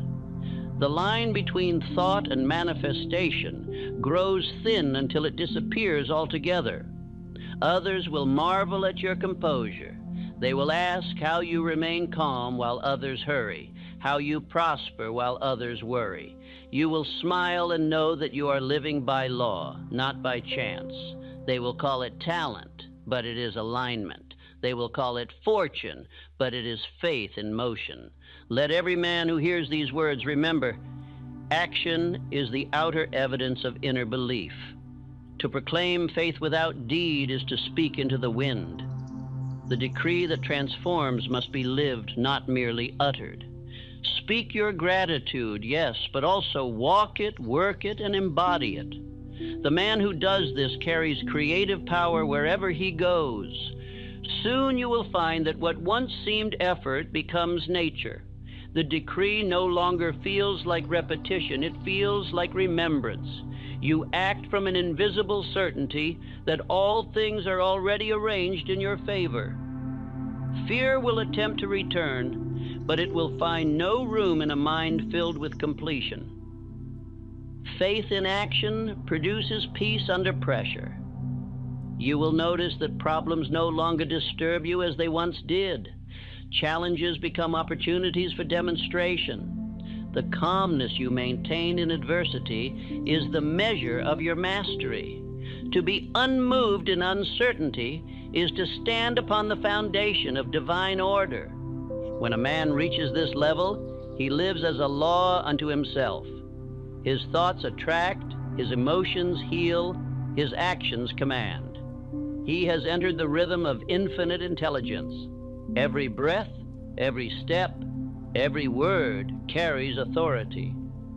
Others feel his presence and sense that he is guided by something beyond intellect, the unseen power of definite faith.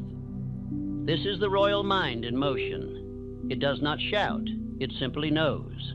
It does not rush, it arrives. It does not doubt, it declares. Such a man no longer seeks success. He radiates it. He does not pray for strength. He expresses it. His gratitude is constant because he recognizes himself as a channel of the infinite. When you reach this understanding, you realize that creation was never incomplete. Every decree, every act of gratitude, every motion of faith has already been recorded in the divine order. You are merely aligning with the finished pattern. The moment you believe completely, you stand in what already exists. Therefore, let the closing act of your day be gratitude in motion. Do not end your decree with words alone. Write one letter of thanks, help one soul, complete one task with excellence. Action sanctifies affirmation. The man who gives from faith multiplies his wealth, for he has become a vessel of circulation. When your days and your deeds are harmonized with your decree, You will wake each morning with the quiet joy of certainty. You will no longer question whether your dream will come true. You will only wonder how much greater the result will be than you imagined. Infinite intelligence always exceeds the size of man's request. Let this be your final affirmation. I am grateful now, for it is done. Infinite intelligence fulfills my word. I live in the finished vision. Say it when you rise. Say it when you labor. Say it when you rest. Let it remind you that all power flows from the mind that acts in gratitude. And when that day arrives, the day when your dream stands visible, when the impossible has yielded, remember to look back not with pride, but with reverence. You will see that it was not the world that changed first, but you. The words you spoke became the man you became, and the man you became shaped the world around him. So stand today as creator, not beggar. Speak your decree, live your gratitude, and move as one who has already arrived. The law of completion will meet you halfway and carry you the rest. And one morning, perhaps without realizing it, you will whisper the words with calm delight. I'm so happy and grateful that I have it now. Thank God I made it. That is the moment when faith becomes fact, when word becomes world, and when man becomes master of his destiny.